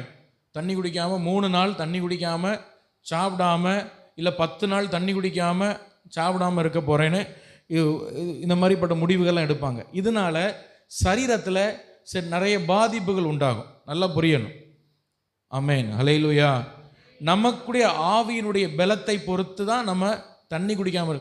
உபவாசம் பண்ணும்போது பச்சை தண்ணி எவ்வளோ நாளும் குடிக்கலாம், உங்களுக்கு பலனே வராது. இப்போ வயிறு பசியாக இருக்கும்போது பச்சை தண்ணி எவ்வளோ குடித்தாலும் என்ன வராது? பலன் வரவே வராது. அதனால் நீங்கள் எவ்வளோ நாளும் பச்சை தண்ணி குடிக்கலாம். மற்றபடி மோசை எப்படி இருந்தால், ஏன் அப்படி அவரால் இருக்க முடிஞ்சது அப்படின்னா, அவருடைய ஆவி அவ்வளோ தூரத்துக்கு பலப்பட்டு இருந்தது. சரியா? அதனால் நீங்கள் அதை புரிஞ்சுக்கணும். நிறைய பேர் அதே மாதிரி செய்கிறேன்னு சொல்லிட்டு வெளியே சுற்றுவாங்க. கடந்து நானும் மோசை மாதிரி 40 நாள் உபவாசம் இருக்கிறேன்னு சொல்லி தண்ணி குடிக்காமல் வெளியே சுற்றுவாங்க, வெயிலில் சுற்றுவாங்க. இப்படிலாம் பண்ணக்கூடாது. இதெல்லாம் உங்களுடைய சரீரத்தை பாதிக்கும், உங்களுடைய உள் உறுப்புகளை கொஞ்சம் கொஞ்சமாக அழிக்கும். அதனால் தண்ணி நிறைய குடிக்கணும், நிறைய நேரம் ஜெபத்தில் உட்காரணும் என்பதை நாங்கள் தெளிவுபடுத்திக் கொள்ளுங்கள். சரி, அப்போ இந்த ஆவிகளை நீங்கள் ஜெயிக்கணும் அப்படின்னா உங்கள் வாழ்க்கையில் உபவாசம் ரொம்ப முக்கியம். சரி, அப்புறம் இன்னும் ஒரு சில ஆவிகளை நம்ம பைபிள்லேருந்து வாசிக்க போகிறோம். உபாகமம் புஸ்தகம் 2ஆம் அதிகாரம் எடுங்க. உபாகமம் 2ஆம் அதிகாரம் எடுங்க. அதை மட்டும் டக்குன்னு வாசிட்டு கடைசியில் உள்ள ஒரு காரியத்தை நான் உங்களுக்கு சொல்ல விரும்புகிறேன். உபாகமம் 2ஆம் அதிகாரத்தில் தான் எல்லா காரியமும் இருக்கிறது. சரியா? சரி, எடுத்துட்டிங்களா? 19ஆம் வசனம் வாசிங்க. உபாகமம் 2:19 வாசிங்க. ம் ம் ம் ம் ம் கொடேன். அதை லோத்து புத்திரருக்கு சுதந்திரமாக கொடுக்கிறேன் அப்படின்னு சொல்லி, அதுவும் ராட்சதருடைய தேசமாக எண்ணப்பட்டது. முற்காலத்தில் ராட்சத அதிலே குடியிருந்தார்கள். அம்மோனியர்கள் அவர்களை சம்சூரியர் என்று சொல்லுகிறார்கள் அப்படின்னு சொல்லி பார்க்கிறோம். ஹல்லேலூயா. சரி, இந்த சூசுமியர்கள் இல்லைனா சம்சூமியர்கள் அப்படின்னு சொல்லி ஒரு ராட்சத சந்ததி பார்த்தோமே. இவர்களை ஜெயித்தது யாருன்னா அம்மோனியர்கள். இவர்களை ஜெயித்தது யாரு? சரி, இப்போ எல்லாரும் என்ன பாருங்க. ரெப்பாயிம் என்ற ஒரு ராட்சத சந்ததியை பார்த்தோம். அதில் கடைசி மனுஷன் யாரு? சுத்தமாக சொல்லுங்க, எல்லாரும் சொல்லுங்க. ஓகு. அவனை ஜெயித்தது யாரு? மோசே. அதோடு அவனுடைய அந்த சந்ததி முடிஞ்சு, அதோடு அவன் சந்ததி முடிஞ்சு. சரியா? இப்போ அடுத்த சந்ததி நம்ம எப்பவுமே இந்த ஆதியாமம் 14:5 வாசித்த மனசில் வச்சுக்கோங்க. சரியா? 2வது சந்ததி சூசுமியர்கள். இவர்களை ஜெயித்தது இது. நீங்கள் 2 வசனம் தான் வாசிங்க, வீட்டில் போய் தெளிவாக வாசிங்க, இல்லை புரியும். முன்னும் பின்னும் எடுத்து வாசிங்க. அந்த வசனங்களுக்கு கொஞ்சம் குழப்பமாக இருக்கும். இடையில நிறைய வசனத்தை ஆண்டவர் ஆட் பண்ணியிருப்பார். அதனால் நீங்கள் அதெல்லாம் ஒன்றும் பயப்பட வேண்டாம். நீங்கள் தெளிவாக வாசிச்சு பாருங்கள். இதுதான் அர்த்தம். ஆக்சுவலி இதுதான் அதோடைய விளக்கம். சூசுமியர்களை ஜெயித்தது அம்மோனியர்கள். யார் ஜெயித்தா? அம்மோனியர். இன்னொரு சந்ததி நம்ம சொன்னோம், ஏமியர்கள். அதுக்கு உங்கள் பேர் என்ன? ஏமி. அவங்கள யார் ஜெயித்தா? உபாகமம் 2ஆம் அதிகாரம் 9ஆம் வசனத்தில் நீங்கள் பார்த்தீங்கன்னா 9-10 அதில் பார்த்தீங்கன்னா, திரளானவர்களும் ஏனாக்கியரை போல நெடியவர்களுமான பலத்த ஜனங்களாகிய ஏமியர் அதில் முன்னே குடியிருந்தார்கள். மோவாபியர் 11ஆம் வசனம், மோவாபியரோ அவர்களை ஏமியர் என்று சொல்லுவார்கள் அப்படின்னு சொல்லப்பட்டிருக்கிறது. அவர்களை ஜெயித்தது மோவாபியர். அது கீழே நீங்கள் வாசிச்சு பாருங்கள், உங்களுக்கு புரியும். ஹல்லேலூயா. அந்த வசனம் 2 வசனம் நீங்கள் படித்து பாருங்கள், உங்களுக்கு புரியும். சரி, இப்போ 4 சந்ததி குறித்து நம்ம படித்தோம். 1 ரெப்பாமியர், 2வது சம்சூமியர்கள், 3வது ஏமியர்கள், 4வது ஏனாக்கியர்கள். சரி, இப்போ இந்த 3 பேரில் நம்ம பார்த்துட்டோம். ரெப்பாமியரை ஜெயித்தது யாரு? மோசே. சத்தமாக சொல்லுங்கள், யார் ஜெயித்தது? மோசே. 2வது சம்சூரியர்களை ஜெயித்தது யாரு? அம்மோனியர்கள். ஏமியரை ஜெயித்தது யாரு? மோவாபியர்கள். நல்லா கவனிங்க. மோசே ஜெயித்தது கூட ஒரு லாஜிக் இருக்குன்னு வைங்க. மோசே ஜெயித்தது கூட ஒரு லாஜிக். ஏன்னா அவன் ஜெபிக்கிற மனுஷன், ஆண்டவரோடு நடக்கிற மனுஷன், ஆவியில் நிரம்பின மனுஷன். அவன் அந்த ஆவிகளை ஜெயம் எடுத்தார். ஆனால் இந்த அம்மோனும் மோவாபும் யாரு தெரியுமா? சபிக்கப்பட்ட சந்ததி. இது ரெண்டும் நீங்கள் ஆதியாகமம் 19 அதிகாரத்தில் படித்து பார்த்தீங்கன்னா, லோத்துக்கு மனைவி திரும்பி பார்த்து உப்பு தூணானால், இந்த சம்பவம் எல்லாருக்கும் தெரியுமா? லோத்துக்கு மனைவி திரும்பி பார்த்து உப்பு தூணால் ஆனால். இப்போ லோத்துக்கு மனைவி போயிட்டாங்க, 2 பொம்பளை பிள்ளைகள் மட்டும்தான். இவன் 2 பொம்பளை பிள்ளைகளை கூட்டிகிட்டு ஒரு மலையில் போய் பயந்து தஞ்சம் புகுந்திருக்கான். ஏன்னா அப்பந்தான் சோதோம் குமாரா தீ பிடிச்சி எரியிறத கண்ணால் பார்த்துருக்குறான். இவன் பயந்து போய் ஒரு மலையில் போய் பதுங்கி உட்கார்ந்துருக்கிறான். இந்த பொம்பளை பிள்ளைகள் அறிவில்லாமல் தகப்பன் இடத்துல பிள்ளைகளை பெற்றார்கள். நீங்கள் ஆதியாகமம் 19 அதிகாரத்தில் படித்து பாருங்கள். இந்த விஷயம் ஆண்டவருக்கு ரொம்ப அருவருப்பாக இருந்ததுனால அந்த பிள்ளைகளுடைய வயிற்றில் ரெண்டு பிள்ளைகளுக்கும் ஒவ்வொரு பசங்க பிறந்தாங்க. அவர்கள் சபிக்கப்பட்ட சந்ததிகளாக மாறினாங்க. அதுதான் அம்மோனியர் மோவாபியர். லேலூயா. இந்த 2 சபிக்கப்பட்ட சந்ததிகள் பிறந்தார்கள். ஆனால் இந்த சந்ததியரை வச்சு ஆண்டவர் ஒரு ராட்சத சந்ததியை அழிச்சு அவங்க தேசத்தை அவங்களுக்கு கொடுத்துருக்கிறார். இதற்கு காரணம் யாருன்னா ஆபிரகாம். இது காரணம் யாரு? ஆபிரகாம். லோத்தும் கிடையாது, லோத்துக்கு பிள்ளைகளும் கிடையாது. இந்த ஆசீர்வாதத்துக்கு பின்னாடி இருந்தது ஆபிரகாம். ஏன்னா ஆபிரகாமோட ஆண்டவர் உடன்படிக்கை பண்ணார். ஆபிரகாம் லோத்துக்காக ஜெபிக்கிற ஒரு மனுஷனாக இருந்ததுனால லோத்துக்கு சந்ததி ஆண்டவர் கைவிடலை. அல்லேலூயா. இது என்ன படிக்கும் ரொம்ப ஆச்சரியமாக இருந்தது. இந்த பிள்ளைகள் உலகத்தில் எவனும் செய்யாத ஒரு தப்பை செஞ்சு, அருவருப்பான ஒரு விஷயத்தை செஞ்சு, இந்த பிள்ளைகள் சாபத்தை பெற்று தலையில் சாபத்தை வச்சிருக்கு. ஆனால் இந்த பிள்ளைகளுக்கு 2 ராட்சத சந்ததியை ஜெயம் எடுத்து இந்த அம்மோனு மோவாபு அந்த ராட்சதர்களை அழித்து அவங்க தேசத்தில் போய் குடியிருக்க ஆண்டவர் வச்சாருன்னா இதற்கு காரணம் ஆபிரகாம். அல்லேலூயா. ஆபிரகாம் லோத்துக்காக ஜெபிக்கிறவனாக, ஆபிரகாம் மேல் ஆண்டவர் வைத்த அந்த உடன்படிக்கையின் காரணமாக ஆண்டவர் இந்த காரியத்தை செய்தார். அல்லேலூயா சொல்லுங்க. அல்லேலூயா. ஏன்னா லோத்து ஆபிரகாமோடு கூட பல வருஷம் நடந்த ஒரு மனுஷன், ஆபிரகாமோடு சுற்றி நடந்த ஒரு மனுஷன். ஒரு காலகட்டத்தில் பிரிஞ்சாரு. ஆனால் ஆபிரகாம் லோத்தை நேசித்து அவருக்காக ஜெபிக்கிற ஒரு மனுஷன். நல்ல கவனிங்க, இதுதான் நான் சொல்கிறேன். 3வது, கர்த்தர் உங்களுக்கு சில ராட்சத சந்ததிகள் மேலே உங்களுக்கு ஜெயம் தரணும்னா நல்லா புரிஞ்சுக்கொள்ளுங்க, உங்கள் ஜெபம் வீணானதல்ல என்கிற ஒரு வெளிச்சம் உங்களுக்கு வரணும். அல்லேலூயா. அனுதினமும் ஜெபிக்கிறவளா நீங்கள் மாறணும். வாரத்தில் ஒரு நாள் அல்ல, 3 நாளைக்கு ஒரு நாளைக்கு அல்ல, 6 மாதத்துக்கு ஒரு நாள் அல்ல. டெய்லி ப்ரேயர் இல்லாதவர்கள் ஒரு நாளும் இந்த நான் ஆச்சரியம் என்னன்னா, அவங்க பிள்ளைகள் உண்மையா இல்லை, ஆனால் தகப்பனுடைய உண்மையை வச்சு ஆண்டவர் பிள்ளைகளை ஆசீர்வதிச்சார். இந்த ஜெபத்துக்கு எவ்வளோ வல்லமை இருக்கு பாருங்க. பைபிள் சொல்லுது, ஆபிரகாம் கர்த்தரோடு நடக்கிறவனா இருந்தான். ஆண்டவர் ஆபிரகாமன் நண்பன், சிநேகிதன் கூப்பிட்டாராம். டெய்லி ஆண்டவரோடு நடக்கிற ஒரு மனுஷனா இருந்தான். அதனால பிள்ளைகள் தவறு செய்தா கூட ஆண்டவர் அந்த பிள்ளைகளை ஆசீர்வதிச்சார். ஏங்க இது பைபிள் லாஜிக்கே தப்பான மாதிரி இருக்கு. நீ நல்லா இருந்தா தான் உன்னை ஆசீர்வதிப்பேன், இதான் பைபிள் லாஜிக். அதையே புரட்டி போட்டுட்டான் ஆபிரகாம். எவ்வளவு பெரிய மனுஷன் பாருங்க. ஹல்லேலூயா. நான் அதை திரும்ப திரும்ப படிச்சு பார்க்கிறேன், திரும்ப பின்னாடி படிச்சு பார்க்கிறேன், நம்ப முடியல. ஹல்லேலூயா. நம்ம நிறைய நேரங்கள் என்ன பண்ணுறோம்னா 3 மாதத்துக்கு ஒருக்கா முழங்கால் போடுவோம். சில பேர் 5 வருஷத்துக்கு ஒருக்கா முழங்கால் போடுவாங்க. சில பேருக்கு ஜெபமே வராது. உடனே ஆண்டவர் என்ன பண்ணுவார்னா ஏதாவது ஒரு பிரச்சனை கொடுப்பார். அப்படியாவது நீ ஜெபம் பண்ணுவேன்.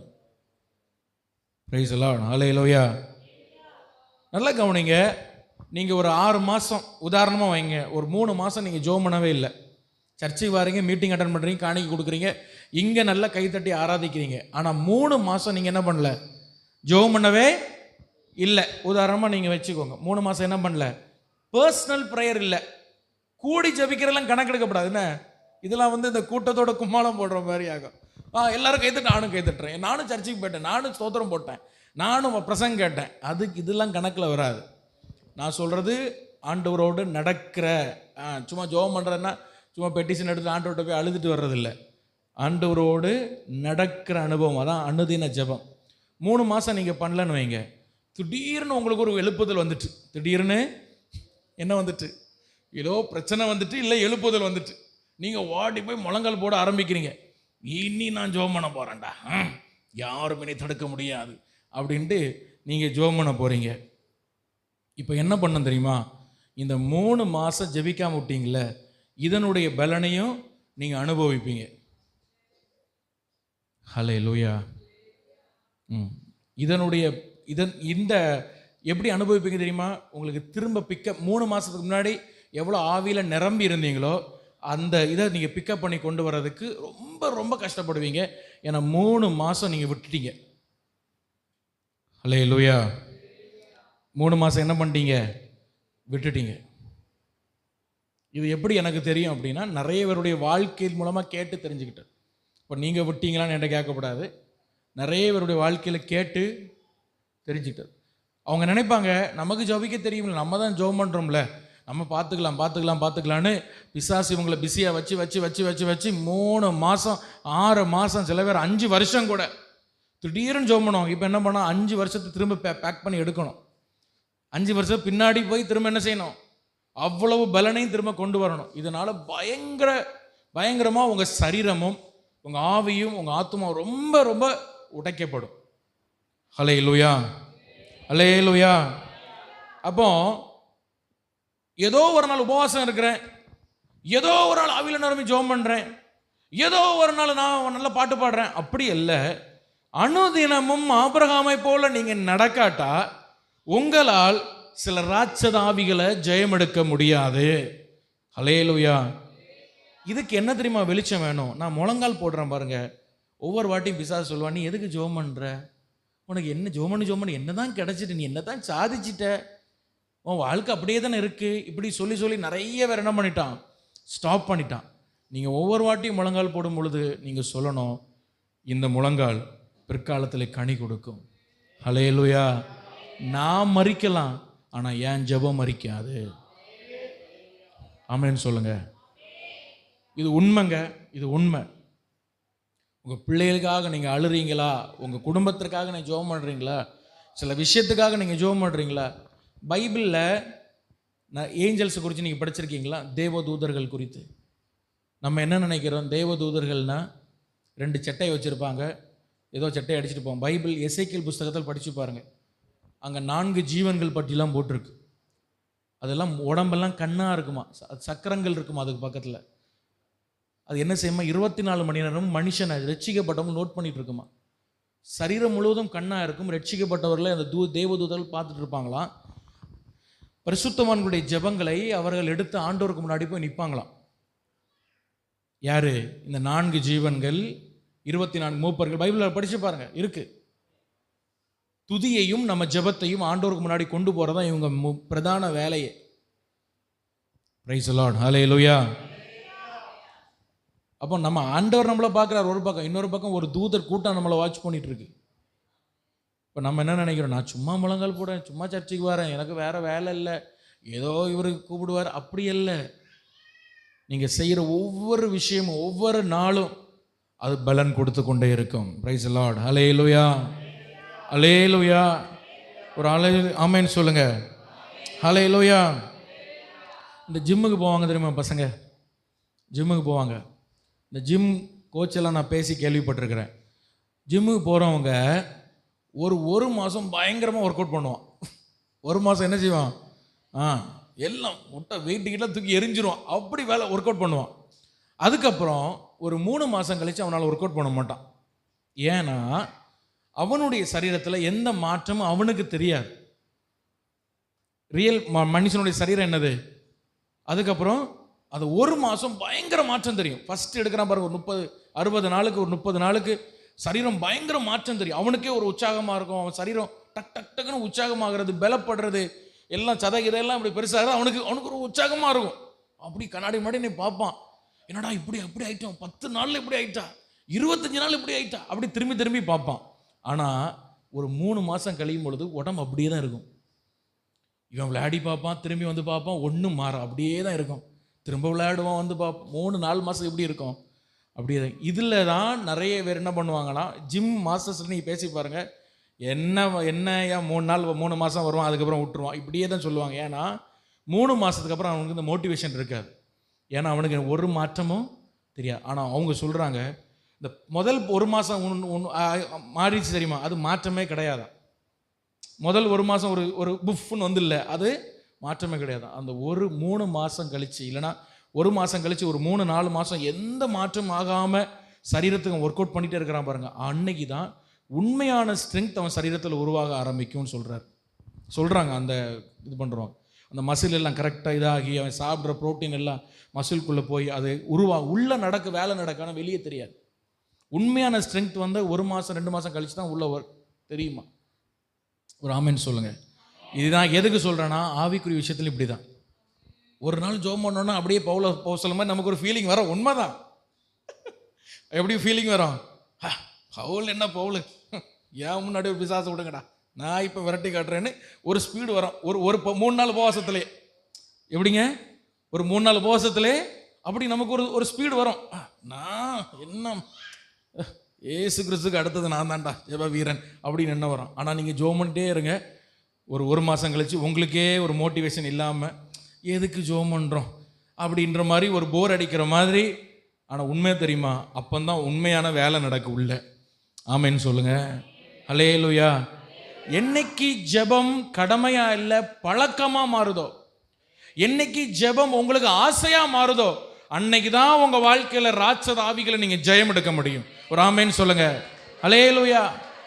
ஒரு 10,000 ரூபாய் கடன் இருக்கு, நான் ஜெபம் பண்ண போகிறேன் இல்லை. என் பிள்ளை கல்யாணம் நடக்க போது நான் 1 மாதம் ஃபாஸ்டிங் பண்ண போகிறேன் இல்லை. என்னைக்கு ஜெபம் உங்களுக்கு ஒரு ஆசையாக மாறுதோ, அதால அது இல்லாமல் உங்களால் இருக்க முடியாதோ, அன்னைக்கு தான் ராட்சத ஆவிகளை நீங்கள் ஜெயம் எடுக்க முடியும். ஹல்லேலூயா. அந்த பழக்கம் ஆபிரகாமுக்குள்ளே இருந்தது. ஆமென்னு சொல்லுங்க. ஹல்லேலூயா.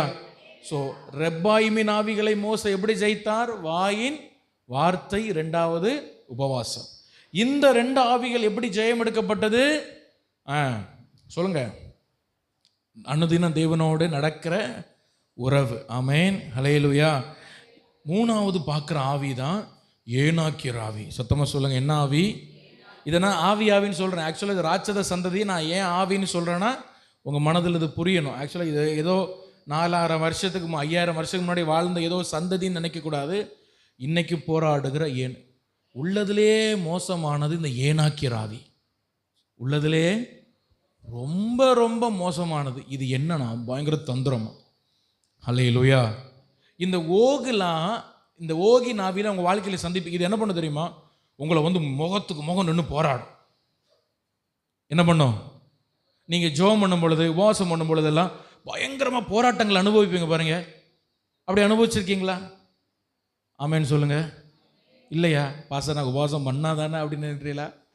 நீங்கள் என்னைக்கு உபவாசம் பண்ணுன்னு நினைங்க, பயங்கர போராட்டம் வரும். என்னைக்கும் இல்லாத சாப்பாடு அன்னைக்கு தான் வீட்டில் செய்வாங்க. ஆமே. அன்னைக்கும் பசி ரொம்ப ஓவராக இருக்கும், அன்னைக்கு பயங்கர போராட்டமாக இருக்கும். இது என்னன்னா, நீங்கள் ஜெபம் பண்ண உட்காருங்க. சாம் ஜபத்தர் ஐயா சொல்லியிருக்காங்க, 21 நாள் உபவாசம் பண்ணுறதுக்கு ஒரு நாள் ஒரு வீட்டுக்குள்ளே போய் சர்ச்சுக்குள்ளே போய் கதவு பூட்டிட்டார். 21 நாள் வெளியே வரமாட்டேன். சர்ச்சில் ஒரு ரூம் இருக்குது, அங்கே போய் கதவு பூட்டிட்டார். அவர் சொல்கிறார், முதல் 10 நாள் பிசாசனை ஜெபிக்க விடலை. அவருக்கு சொப்பனத்தில் மனைவி வந்து யாரோ தூக்கிட்டு போகிற மாதிரி, பிள்ளைகளை வந்து கடத்திட்டு இப்படியெல்லாம் சொப்பனம் வருதான். முதல் 10 நாள். 11வது நாளில் இருந்தால் தேவ பிரசன்னம் அந்த அறையில் நிரப்பிச்சான். அடுத்த 11 நாள் எப்படி போச்சுன்னே தெரியாது. ஒரு 2-3 நாள் மாதிரி தான். ஆனால் முதல் 10 நாள் அவரால் ஜெபிக்க முடியல. வீட்டுக்கு போய் பார்க்கணும், மனைவியை பார்க்கணும், மனைவிக்கு என்னாச்சு, பிள்ளைகளுக்கு என்னாச்சு, இப்படியே ஒரு எண்ணம். ஹல்லேலூயா. இதான் அந்த ஓகி நாவிகள். நேருக்கு நேர், முகத்துக்கு முகம் வந்து போராடும். முகத்துக்கு முகம் போராடும். நீ நின்றுவியா பார்ப்போம், நீ உபவாசிச்சிரு பார்ப்போம், நீ எப்படி பண்ணிடுற பார்ப்போம்.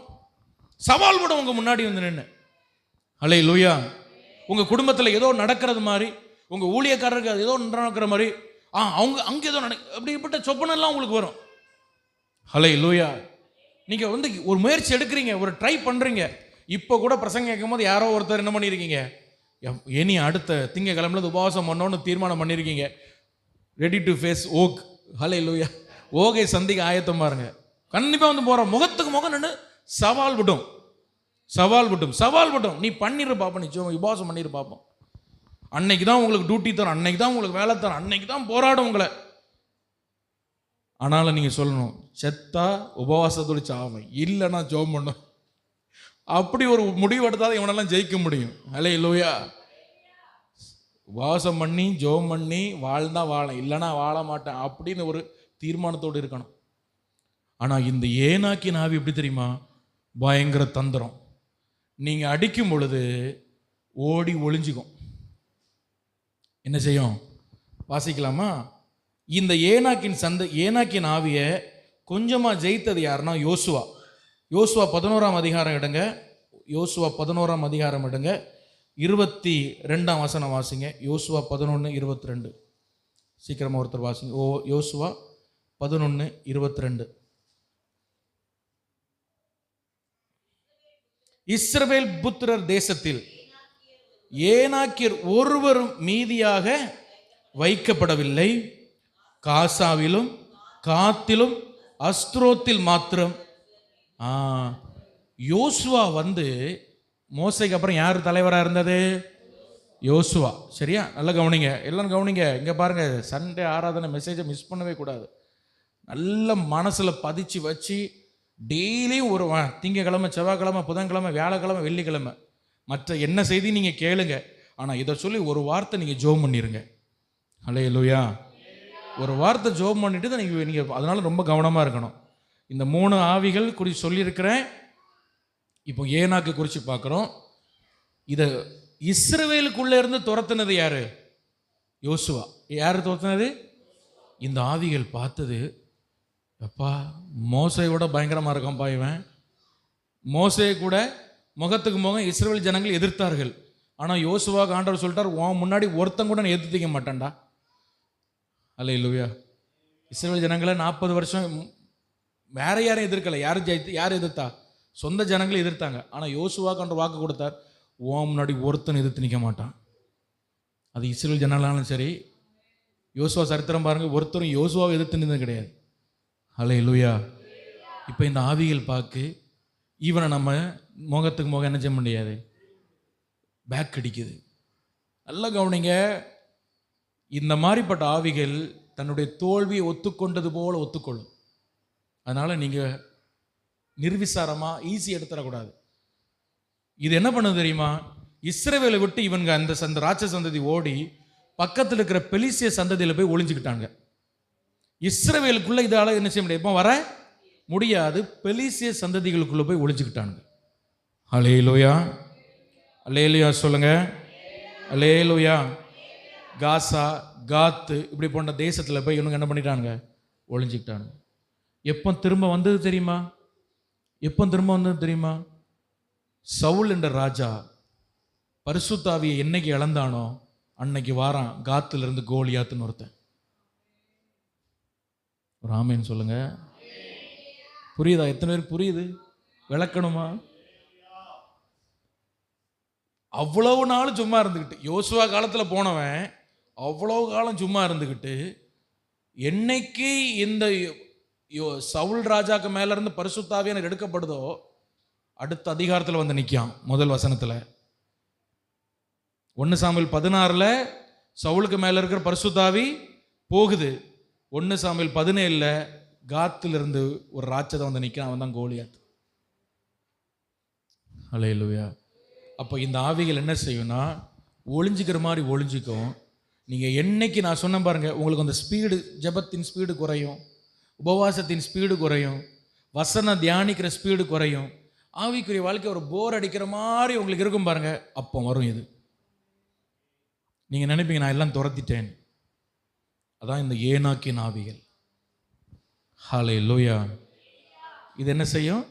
அப்படி வரும். ஆமென். ஹல்லேலூயா. இதுதான் இதனுடைய பயங்கரமான தந்திரம். இதை தாவீது என்ன பண்ணிட்டாரு? ஜெயம் எடுத்துட்டாரு. ஆனால் நல்ல கவனிங்க, கோலியாத்து விழுந்துட்டான். இப்போ யார் விழுந்துட்டா? கோலியாத்து விழுந்துட்டான். கோலியாத்து விழுந்ததுக்கு பிறகும் வேற ராட்சதனே இல்லையா அப்படின்னு கேட்டால் ராட்சதன் இருந்தார்கள். ஆனால் இவர்கள் தாவீது காலத்தில் தலை தூக்கலை. தாவீது காலத்தில் என்ன பண்ணல? ஏன்னா இதுக்கு தெரியும், தாவீது நம்மளை கோலியாத்தை ஒரு இம்புடுகான கல்லை வச்சு அடித்து கீழே தள்ளினவன், நம்மளெல்லாம் சவுட்டி கீழே தள்ளிடுவான்னு அதுகளுக்கு தெரியும். என்ன பண்ணிச்சு தெரியுமா? தாவீதுக்கு எப்போ வயசாகும்னு காத்துட்டு இருந்து. நல்ல கவனிங்க. ஹல்லேலூயா. இதில் கோலியாத்துக்கு தம்பி ஒருத்தன் இருக்கான், அவனும் உண்டு. நான் வசனம் எடுக்கிறேன் உங்களுக்கு. தாவீதுக்கு எப்போ வயசாகும்னு காத்துட்டு இருந்து, தாவீதுக்கு வயசான பொழுது திரும்ப இந்த ஆவிகள் ஒன்றின் பின் ஒன்றாக வரிசையாக வருது. எடுங்க 2 சாமுவேலின் புஸ்தகம் 21ஆம் அதிகாரம் எடுங்க.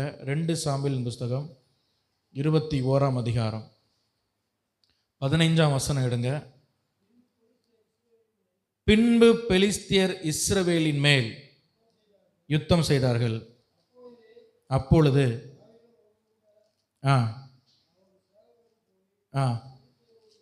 பெலிஸ்தியரோடு தாவீதும் அவனுடைய சேவகரும் போய் யுத்தம் பண்ணார்கள். தாவீது என்ன ஆனான்? இப்போ தாவீதுக்கு வயசு ரொம்ப வயசாச்சு. தாவீது என்ன ஆயிடுச்சு? பழைய மாதிரி யுத்தம் பண்ண முடியலை. ஹல்லேலூயா. ஒரு காலத்தில் 100 பெலிஸ்தியரை வெட்டிட்டு வானா 200 பேரை வெட்டிட்டு வந்த தாவீதால இப்போ சரீரத்தில் அந்த பலன் இல்லை. உடனே இந்த ஆவிகள் என்ன பண்ணுது? அப்பொழுது 16ஆம் வசனம், 300 சேக்கல் நிறை வெண்கலமான ஈட்டியை பிடிக்கிறவனும் புது பட்டயத்தை அறையில் கட்டி கொண்டதுமான இஸ்பி பெனோப் என்னும் ராட்சத புத்தரில் ஒருவன் தாவீதை வெட்ட வேண்டும் என்றிருந்தான். ஹல்லேலூயா. எப்படி பாரு, இவன் வீக்காரான்னு பார்த்து நல்ல இந்த ஆவிகள் என்ன செய்வேன்னா, நீங்கள் என்னைக்கு உபவாசம் வேஸ்ட்டுன்னு நினைக்கிறீங்களோ, என்னைக்கு ஜெபிச்சு என்ன கண்டோம் அப்படின்னு நினைக்கிறீங்களோ, அன்னைக்கு இது வந்து உங்கள் வாழ்க்கையை மொத்தத்தில் அடித்து உங்களை ஒன்றும் இல்லாமல் ஆக்குறதுக்கு இது போராடும். இதுதான் இந்த ஏனாக்கின் ஆவிகள். ஹல்லேலூயா. இது பெலிசிய தேசத்தில் போய் ஒளிஞ்சுக்கிட்டு பிறகு என்ன பண்ணுது? பல ஆண்டுகள் கழித்து திரும்ப வந்து இவைகள் போராடு. அதுக்கு கீழே நீங்கள் வாசிச்சு பாருங்கள். 17ஆம் வசனத்துலையும் அபிசாய் என்ற ஒருவன் தாவீதுக்கு உதவி செய்கிறான். 18ஆம் வசனம் வாசிங்க. 18ஆம் வசனம், அதற்கு பின்பு பெலிஸ்தியரோடு திரும்பவும் கோபில்னு சொல்கிறது அந்த காத் பட்டணம் தான்.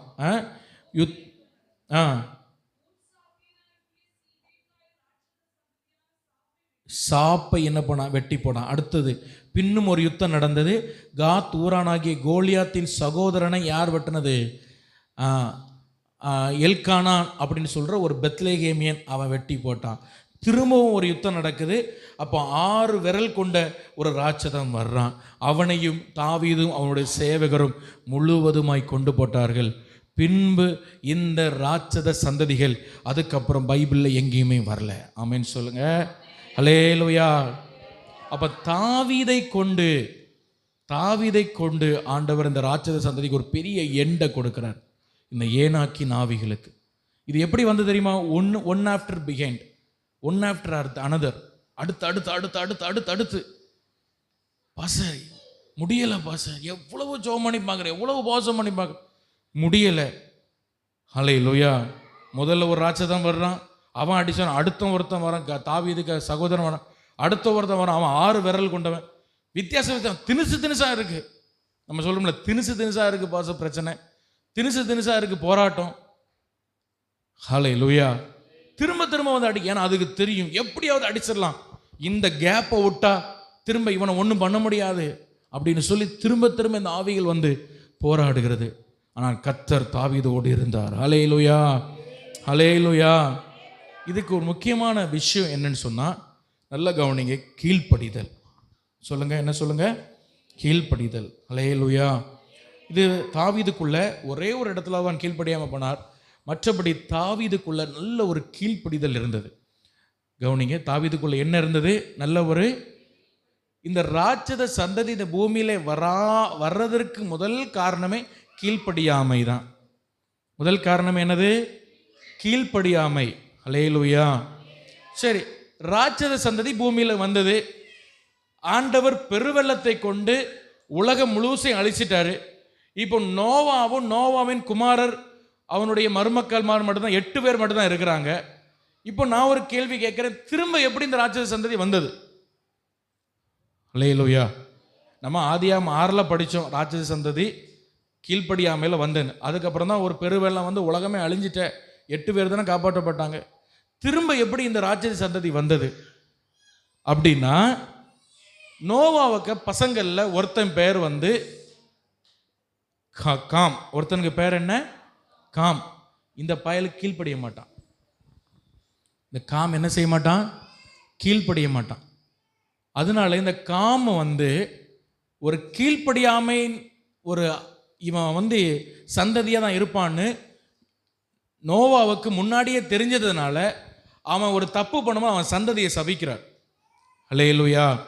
நிறைய நேரங்கள் அதை நம்ம படிக்கும் பொழுது நமக்கு தப்பாக தெரியும்.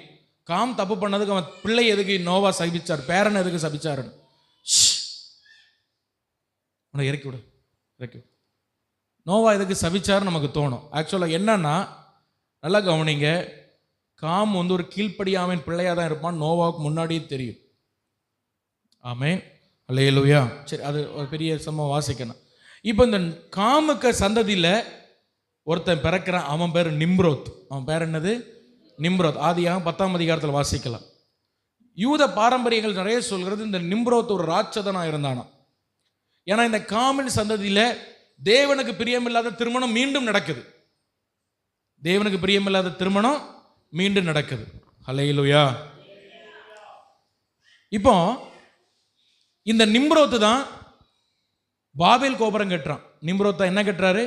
எல்லா ஜனங்களையும் கூப்பிட்டுட்டு சொல்கிறான், அவன் ஒரு ராஜாவாக இருந்ததுனால வாங்க நம்ம பரலோகத்துக்கு நேராக, ஒரு வானத்துக்கு நேராக ஒரு கோபுரத்தை கட்டுவோம் அப்படின்னு சொல்லி இந்த கோபுரத்தை கட்டுறான். அருமையான தேவ பிள்ளைகள் கவனிங்க, உங்கள் வாழ்க்கையில் கீழ்ப்படியாமை இருந்தது என்று சொன்னால் இந்த ஏனாக்கின் ஆவிகளை நம்மளால் ஜெயம் எடுக்க முடியாது. நீங்கள் வசனத்துக்கு எவ்வளோ கீழ்ப்படுகிறீங்க. இந்த காமனுடைய சந்ததியில் பிறந்த இந்த நிம்ரோத்தின் ஆவிகள் கீழ்ப்படியாமை ஆவிகளாக இருந்தது. அவைகள் ஆண்டவர் கீழ்ப்படியலை. நல்ல கவனிங்க, இன்னொரு இடத்துல கூட ஒரு நம்பத்தகுந்த யூதர்களுடைய ஒரு புஸ்தகம். என்ன புஸ்தகம்? நம்பத்தகுந்த, அதாவது நம்ம பைபிளோடு ஒத்த நிறைய சம்பவங்கள் அதில் யூத ஆராய்ச்சி புஸ்தகம். அதில் சொல்லப்பட்டிருக்கு என்ன தெரியுமா? ஆண்டவர் ஷேமுக்காக்கும் இந்த கானான் பகுதி இருக்குல்ல, ஆண்டவர் அதை பங்கிட்டு கொடுத்தாராம். யாருக்கு கொடுத்தாரு? ஷேமுக்கு. சேம் காம் ஞாபகத்தில் இருக்காங்களே, அதில் அந்த மூத்தவன் சேமுக்கு தான் ஆண்டவர் கொடுத்தார். ஆனால் காம் எனக்கு அந்த பட்டணம் செழிப்பாக இருக்குது, அந்த கானான் ரொம்ப செழிப்பாக இருக்குது, எனக்கு தான் அது வேணும்னு கீழ்ப்படியாமையினால் அடித்து பிடிச்சி அதை வாங்கினானோ. அதனால தான் பிற்காலத்தில் அந்த சேமின் சந்ததியில் வந்த ஆபிரகாமை வைத்து ஆண்டவர் திரும்ப அந்த கானானுக்குள்ளே கொண்டு போனார் அப்படின்னு நம்ம பைபிளில் வாசிக்கிறோம். அப்போ இந்த காம் என்பவன் ஒரு கீழ்ப்படியாதவன். தனக்கு ஆண்டவர் விளக்கினது அவர் விளக்கணும், எனக்கு வேணும், ஒரு கீழ்ப்படியாமை. ஹல்லேலூயா. ஹல்லேலூயா சொல்லுங்க. இந்த கீழ்ப்படிதல் நமக்கு இல்லைன்னு சொன்னால் நம்மளால் இந்த ஏனாக்கீரை நம்மளால் ஜெயம் எடுக்க முடியாது. பைபிள் உங்களுக்கு என்ன சொல்லுதோ அதை கீழ்ப்படிங்க. உபாகமம் 2ஆம் அதிகாரம் 37ஆம் வசனத்தில் வாசிக்கிறோம். உபாகமம் 2:37, அம்மோன் புத்தருடைய தேசத்தையும் இடங்களையும் மலைகளில் உள்ள பட்டணங்களையும் நம்முடைய தேவனாகிய கர்த்தர் நமக்கு விலக்கின மற்ற இடங்களையும் சேராமல் விலகி போனாய். அல்லேலூயா. தேவன் எதை விளக்குனாரோ அது வேண்டாம் என்று விலகி போனாய். அருமையான தெய்வ பிள்ளைகள், நீங்கள் கவனிக்கணும். ஆண்டவருடைய நாம மகிமைப்படட்டும். இந்த ஏனாக்கீரை நீங்கள் ஜெயிக்கணும்னா உங்களுக்கு கீழ்ப்படிதல் வேணும். எவ்வளோ தூரம் கீழ்ப்படுகிறீங்க? உங்கள் ஆவிக்குரிய உங்கள் ஆவியில் உங்களுக்கு மூத்தவர்கள் ஆண்டவர் சிலர் வைத்திருக்கிறார். அவர்களுக்கு எவ்வளோ தூரம் கீழ்ப்படுகிறீங்க? ஊழியக்காரங்கள் எவ்வளோ தூரம் கீழ்ப்படுகிறீங்க? உங்கள் பெற்றோர்கள் எவ்வளோ தூரம் கீழ்ப்படுகிறீங்க? ஹல்லேலூயா. உங்களுக்கு முன்னாக நடந்த ஆவியில் மூத்தவர்கள் சில விஷயத்தை உங்களுக்கு சொல்கிறாங்க, வேண்டான்னு சொல்கிறாங்க, அவங்களுக்கு கீழ்ப்படியுங்க. நிறைய பேருக்கு கொஞ்சம் ஜெபம் பண்ணோன்னா அவங்க பாஸ்டரோட மேலே ஆயிடுவாங்க. ஆண்டவர் உங்களுக்கு சொல்கிற விஷயங்களுக்கு என்ன செய்யுங்க? கீழ்ப்படியுங்க. ஹல்லேலூயா. எப்போவுமே ஆண்டவர் நம்மை காட்டிலும் ஆவியில் மூத்தவர்கள் நம்ம வாழ்க்கையில் வச்சிருப்பார். அப்படி வச்சிருக்கிறது நம்முடைய வாழ்க்கைக்கு ஆசீர்வாதம். அவர்கள் நம்மை காட்டிலும் நம்முடைய வாழ்க்கையில் நம்ம ஆவியில் முன்னாடி நமக்கு மேலே அவங்க வளர்ந்துருப்பாங்க. அவங்கள போய் பார்ப்பதும், அவங்கள்ட்ட பேசுவதும், அவங்க சொல்கிற காரியங்கள் அப்படியே கீழ்ப்படிவதும், அதுபோல் கர்த்தர் வசனத்தில் என்ன சொல்லியிருக்கார் அதுக்கு கீழ்ப்படிவதும் உங்கள் வாழ்க்கைக்கு மிகுந்த ஆசீர்வாதத்தை கொண்டு வரும். Praise the Lord. Hallelujah. Hallelujah. ஆராதனை எத்தனை மணிக்கு? 10 மணிக்கு. நிறைய பேருக்கு ஆராதனை எத்தனை மணிக்கு? ஆனால் வர்றது எத்தனை மணிக்கு? 9:30 10 மணிக்கு வாரிய. இதிலேயே தெரியுது நீங்கள் எப்படி ஜெயமுள்ள வாழ்க்கை வாழுவீங்க. அல்லேலூயா. இதிலேயே தெரியுது நீங்கள் எப்படி ஜெயிப்பீங்கன்னு தெரியுது. அல்லேலூயா. எவ்வளோதான் சரி வீட்டுக்கு போய் கூப்பிட்டாலும் ஞாயிற்றுக்கிழமான வேலைக்கு போயிடுறது, ஞாயிற்றுக்கிழமான ஆண்டவரை தேடாமல் இருக்கிறது, இதெல்லாம் கீழ்ப்படி. இதனால தான் உங்கள் வாழ்க்கையில் சில ஆவிகளை உங்களால் ஜெயம் எடுக்க முடியலை. சும்மா ரக்கன்னு 2 கை தட்டணும்னு எல்லாம் முடிஞ்சிடாது. கீழ்ப்படிதல் வேணும். ஆமென் சொல்லுங்க. அல்லேலூயா. பைபிளுக்கு நம்ம எவ்வளோ தூரம் கீழ்ப்படுகிறோம், பைபிள் வசனத்துக்கு எவ்வளோ தூரம் கீழ்ப்படுகிறோம், ஊழியர்களுக்கு எவ்வளோ தூரம் கீழ்ப்படுகிறோம், ஊழியர்கள் சொல்கிறது எவ்வளோ தூரம் கீழ்ப்படுகிறோம். கர்த்தர் இதெல்லாம் பார்க்குறார், அசுத்த ஆவிகளும் இதெல்லாம் பார்க்குது. அல்லேலூயா. இயேசுவின் நாமத்தில் போனால் அது பார்த்து சிரிக்கும். நீயும் கீழ்ப்படியலை, நானும் கீழ்ப்படியலை, நான் உன் கூட்டாளி தான், என்னை எதுக்கு விரட்டுறேன்னு கேட்கும். உங்கள் வாழ்க்கையில் தனிப்பட்ட முறையில் கீழ்ப்படிதல் இருக்கணும். கர்த்தர் உங்களுக்கு கொடுத்த சபை ஊழியர்கள் காரியங்களுக்கு கீழ்ப்படிங்க, அது உங்களுக்கு மிகுந்த ஆசீர்வாதமாக இருக்கும். Praise the Lord. ஹல்லேலூயா.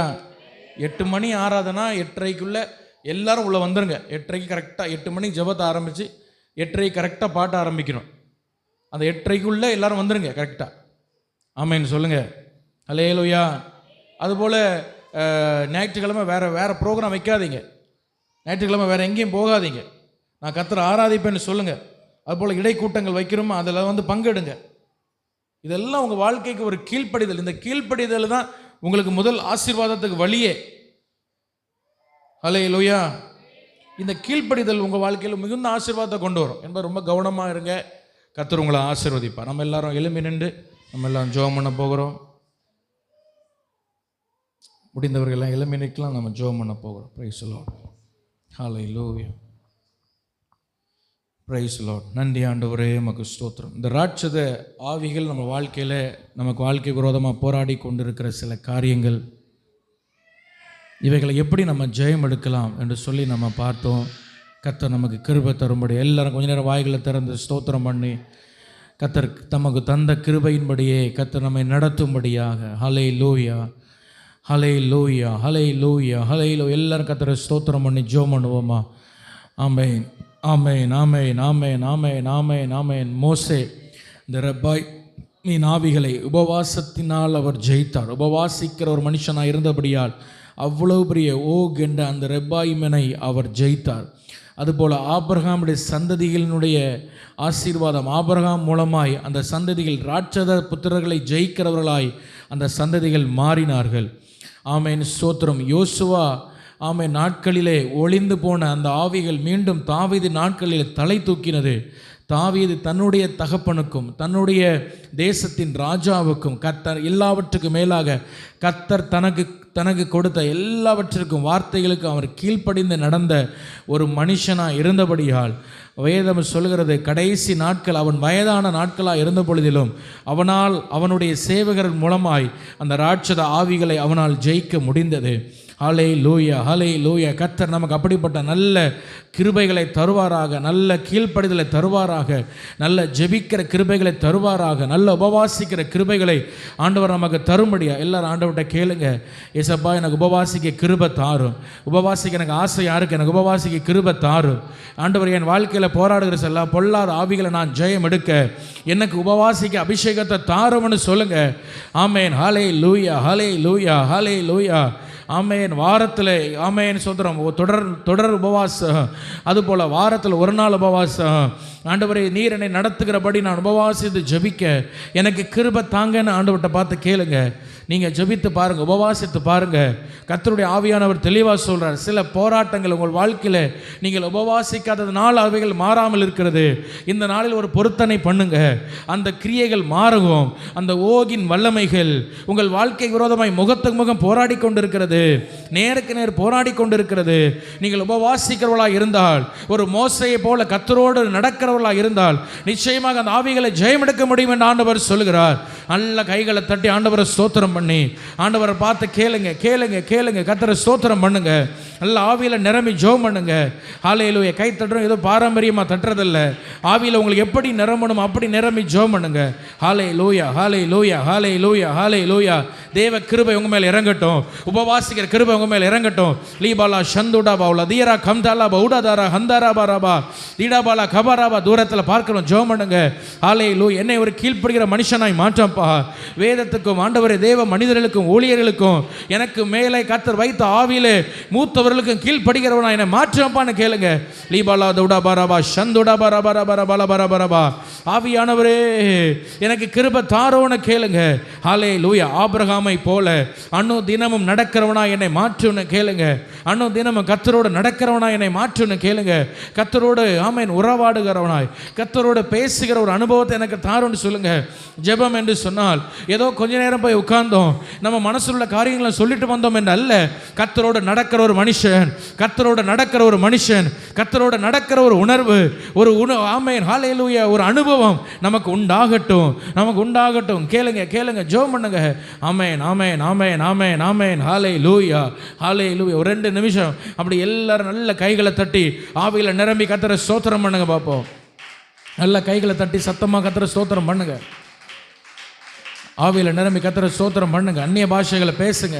ஹல்லேலூயா ஹல்லேலூயா. நீங்களே ஆவியில் நிரம்பி ஜெபிக்க பழகுங்க. நான் உங்களை நடத்தணும்னு நினைக்காதீங்க. நீங்களே அப்படி ஜெபம் பண்ணுங்க.